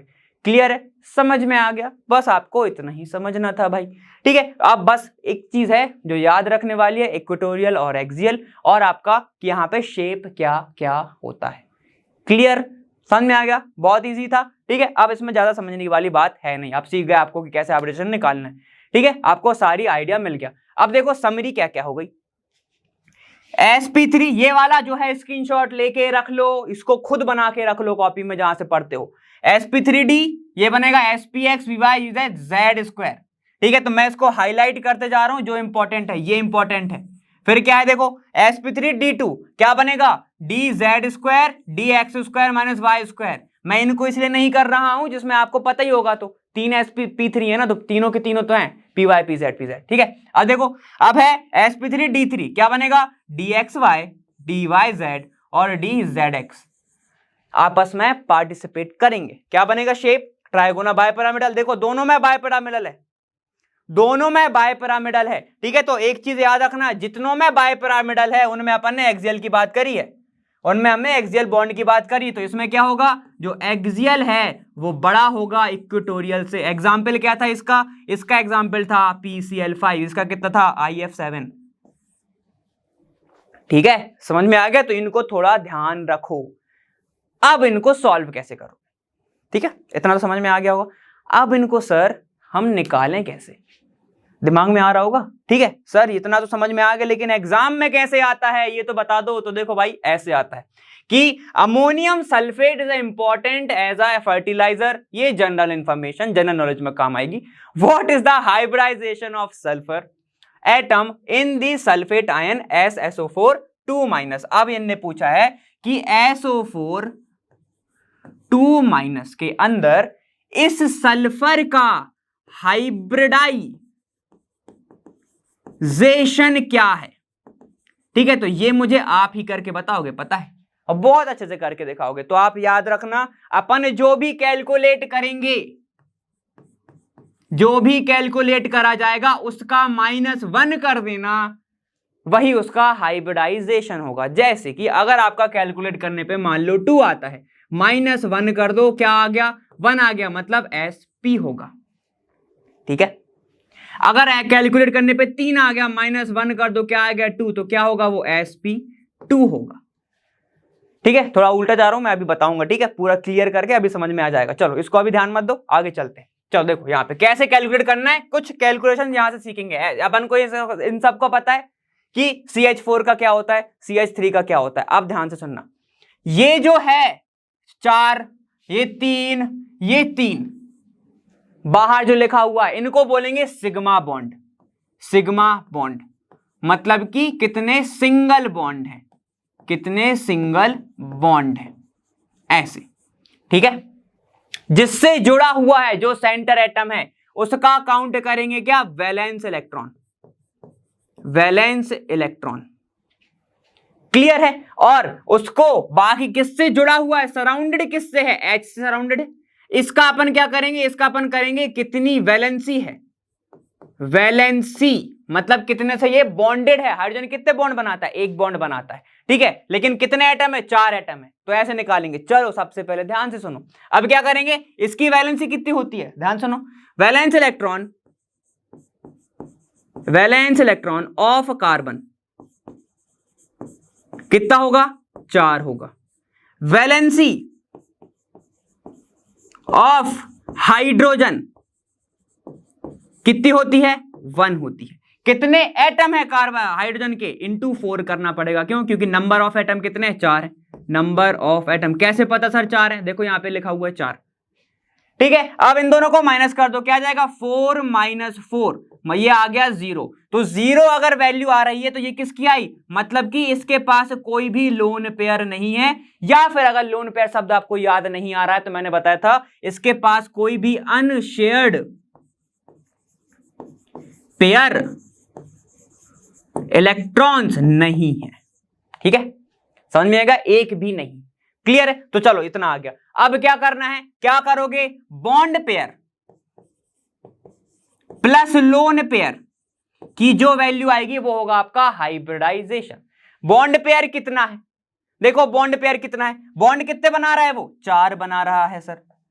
ठीक है, प्लस लोन पेयर कितने हैं? 0 है सर। वैल्यू कितनी आ गई? 4। तो मैंने क्या बोला था? कैलकुलेटेड वैल्यू -1 कर दो, कितना आ गया आपके पास? 3। कितना आ गया आपके पास? 3। तो ये क्या हो गया आपके पास? sp3 hybridisation. sp3 हाइब्रिडाइजेशन, समझ गए? ऐसे निकालना है। तो जो CH4 अपन ने किस में पढ़ा था बताओ? टेट्राहेड्रल से आ गया सही, sp3 हाइब्रिडाइजेशन। क्लियर? इतना समझ में आएगा। अब इससे समझेंगे, पहले NH से फिर इससे। ठीक है, NH वाला देखते हैं, NH वाला देखते हैं। ठीक है, चलो चलो ये होमवर्क दे दूंगा मैं, इसकी बात करते हैं। अब है ये क्लोरीन, सेंट्रल एटम है। सेंट्रल एटम कौन सा है? क्लोरीन है। क्योंकि सेंट्रल एटम है, इसका हम क्या देखेंगे? Valence electron. Valence electron, valence electron मतलब ये कंफ्यूज मत हो जाना, वैलेंसी इलेक्ट्रॉन, वैलेंसी शेल में जो इलेक्ट्रॉन घूम रहे हैं वो वैलेंस इलेक्ट्रॉन। ठीक है, चलो कितने होते हैं? 7 होते हैं। वैलेंस इलेक्ट्रॉन ऑफ क्लोरीन भी लिख लो वरना कंफ्यूज जाओगे। ऑफ क्लोरीन जिससे जुड़ा हुआ है, कौन कौन जुड़ा है? ऑक्सीजन ही जुड़ा हुआ है। ऑक्सीजन के अपन क्या काउंट करेंगे भैया? वैलेंसी। ऑक्सीजन की वैलेंसी, वैलेंसी। तो क्या करूंगा सर? 2 बॉन्ड बनाता है, क्योंकि 3 एटम है तो इंटू 3 करना पड़ेगा। ये क्या होगा? Number of atom. चल आ जाओ वापिस। चार्ज कितना है? -1 है तो प्लस करना पड़ेगा। ठीक है, चलो अब अपन सॉल्व करते हैं। क्या हो गया? 7 + 1 - 2 × 3। समझ गए? ठीक है, अब ये क्या क्या है भैया लिख देता हूं एक बार वरना कंफ्यूज जाओगे। ये क्या है आपका? Valence shell electron of chlorine. ठीक है, 1 क्या है आपका? Charge on compound, charge on compound. ठीक है, ये 2 क्या है? 2 है आपका valency, valency of oxygen. Bracket में क्या लिखा है? Number of atom. सॉल्व करो कितना आएगा? ये होगा कितना? 8 और ये कितना हो गया? 6। देखो यहाँ पे क्या हो गया, ये हो गया 8 और ये हो गया 6, तो कितना आ गया आपके पास 2। मतलब 2 अनपेयर्ड इलेक्ट्रॉन हैं, 2 अनपेयर्ड इलेक्ट्रॉन हैं। ठीक है, तो अब देखो 2 अनपेयर्ड इलेक्ट्रॉन हैं, मतलब कि एक लोन पेयर प्रेजेंट है। यहां पर क्या है, एक लोन पेयर प्रेजेंट है। निकालो कितने बॉन्ड पेयर दिख रहे हैं, 3। यहां पे 3 दिख रहा है, यहां पे कितने दिख रहे हैं, 3 प्लस 1 कर दो, क्या आ गया, 4 आ गया। और 4 आ गया तो 4 किस में आएगा भाई, 4 किस में होंगे, sp3d में होंगे। ये आ गया आपके पास हाइब्रिडाइजेशन। क्लियर है, चलो इसकी बात करो, ये वाला होमवर्क है आपके लिए, ये वाला होमवर्क है। क्लियर है, चलो अपन पीछे वाला जो प्रॉब्लम था उसको सॉल्व करके देख लेते हैं एक बार कि कैसे आएगा। चलो देखो, ये रहा, किसका निकालना है, सल्फर का। कितना चार्ज है, 2-। चलो अब डायरेक्ट करके देखें एक बार। ठीक है, याद रखना ये जो कैलकुलेटेड जो वैल्यू आई उससे माइनस भी तो करना पड़ेगा। 4 - 1 कितना आएगा, 3 आएगा। 4 - 1 3 आएगा, तो 3 क्या होगा हमारा, sp3 हाइब्रिडाइजेशन, sp3 हाइब्रिडाइजेशन। ठीक है, चलो अब थोड़ा सा अपन किस पे चलते हैं, क्वेश्चन पे चलते हैं। क्वेश्चन का हमारा ये वाला क्वेश्चन रहा। अब देखो ये रहा सल्फर, सल्फर के कितने होते हैं वैलेंस इलेक्ट्रॉन, 6। डायरेक्ट कर रहे हैं, ठीक है, 6। अब कितने इसके पास जुड़े हुए हैं एटम, यहां पे इसके माइनस करेंगे 2 इंटू कितने हैं, 4 एटम है। 2 क्या है भाई, ऑक्सीजन की वैलेंसी। ठीक है, और प्लस 2 भी करना पड़ेगा, क्यों, क्योंकि इसके ऊपर चार्ज कितना है, +2 -2। ठीक है, तो आपको क्या बनेगा, +2 करना पड़ेगा। प्लस क्यों कर रहे हैं सर, एनायन है, गेन कर रहा है वो। ठीक है, तो कितना होगा देखो, 6 - 8 + 2, 6 - 8 + 2 हो गया। ठीक है, तो यहां पे कैसे इसको सॉल्व कर सकते हैं ना, ये हो गया आपके पास 2 × 8 मतलब 0, तो 0 लोन पेयर्स इसके पास प्रेजेंट है। क्लियर हो गया। अब क्या करेंगे, कितने बॉन्ड बना रहा है वो, तो सिग्मा बॉन्ड, सिग्मा लिख लो या फिर बॉन्ड लिख लो, बॉन्ड फॉर्मेशन, बॉन्ड। ठीक है, बॉन्ड पेयर्स प्लस क्या करेंगे, lone pair is equal to आएगा हमारी क्या, कैलकुलेटेड वैल्यू आएगी। ठीक है, तो बॉन्ड पेयर कितने, देखो 4 बॉन्ड पेयर दिख रहे हैं, डायरेक्ट लोन पेयर है 0, क्या आ गया 4, और 4 कैलकुलेटेड वैल्यू -1 कर दूंगा तो कितना आएगा 3, तो ये क्या हो गया, sp3 हाइब्रिडाइजेशन। ठीक है, समझ में आ गया। अब ध्यान से लोगों, अगर यहां पर आपकी वैल्यू 1 आ रही है तो sp होगा, 2 आ रही है तो sp2 होगा, अगर 3 आ रही है तो sp3 होगा, 4 आ रही है तो sp3d होगा, 5 आएगी तो sp3d2 होगा, और अगर 6 आएगी तो sp3d3 होगा। ठीक है, समझ में आ गया। तो इस चीज में कभी कभी कंफ्यूज हो जाते हैं, वो कौन सी चीज थी, ये वाली, कैलकुलेट वैल्यू -1 करना पड़ेगा। पहले क्या करोगे, पहले स्टेप में आपको bond pair plus lone pair करना है। ठीक है, तो मैं इसको एक बार लिख भी देता हूं, यहाँ पे क्या करोगे, होमवर्क के बाजू में ही लिख रहा हूं क्या क्या करना है। पहला तो वैलेंसीज आपको निकालना आ गया, यहां तक तो पहुंचते आ गया कि लोन पेयर क्या होता है। ठीक है, लोन पेयर निकालने का तरीका है, याद रखना, लोन पेयर में ही सिर्फ आप क्या करोगे, ये कैलकुलेट करोगे चार्ज। ठीक है, बाकी का यहां कहीं पे कैलकुलेट मत करना। ठीक है, तो मेन जो मेजर फॉर्मूला है वो है bond pair plus lone pair. ठीक है, इसको करोगे तो क्या आएगा आपके पास, कैलकुलेटेड वैल्यू, कैलकुलेटेड वैल्यू। और अगर कैलकुलेटेड वैल्यू माइनस क्या करते हो आप, कर देते हो 1, तब जाके आपको मिलेगी 1 2 3 4। 1 2 3 4 क्या था अपना, ये था 1 2 3 4 get on the 10th floor, ये था। क्लियर है, समझ में आ गया। तो आपको ऐसे मिल जाएगा, बहुत इजी पड़ेगा ऐसे। ठीक है, तो बहुत सारी जगह लगा के देख सकते हो, मजा आएगा इसको सॉल्व करने में। क्लियर है, चलो तो फिर मेरे ख्याल से यहाँ पे अपना फिनिश होता है। ये होमवर्क है, कर लेना जरूर। ठीक है, तो यहाँ पर कंफ्यूज मत हो जाना यहाँ पे। ठीक है, तो स्टार्टिंग में मैं भी थोड़ा सा कंफ्यूज हो गया था, है ना, यहाँ पे ये 4 लिखा तो मैं डायरेक्ट लिख दिया, कैलकुलेट वैल्यू -1 जरूर करना पड़ेगा। क्लियर है, ठीक है। तो इसी के साथ हमने हाइब्रिडाइजेशन जो है बहुत अच्छे से कंप्लीट कर चुके हैं। तो आप सबसे पहले तो नोट्स जो है उसमें एकदम मार्क करते जाना, और मैंने जो बोला था जो डी ऑर्बिटल हैं उसमें कि कितने कितने ओवरलैपिंग हो रही है, हाइब्रिडाइजेशन कौन सा ऑर्बिटल कर रहा है, वो ज्यादा इंपॉर्टेंट है। ठीक है, तो बस इसी के साथ आपको ऐसा नहीं पढ़ना था इस वीडियो में। ठीक, अब मैं मिलूंगा आपसे आने वाले वीडियो में, और मैं मिलूंगा वहां लर्नो फ्री है पर बैस जा। Thank you so much, bye bye, ख्याल रखें।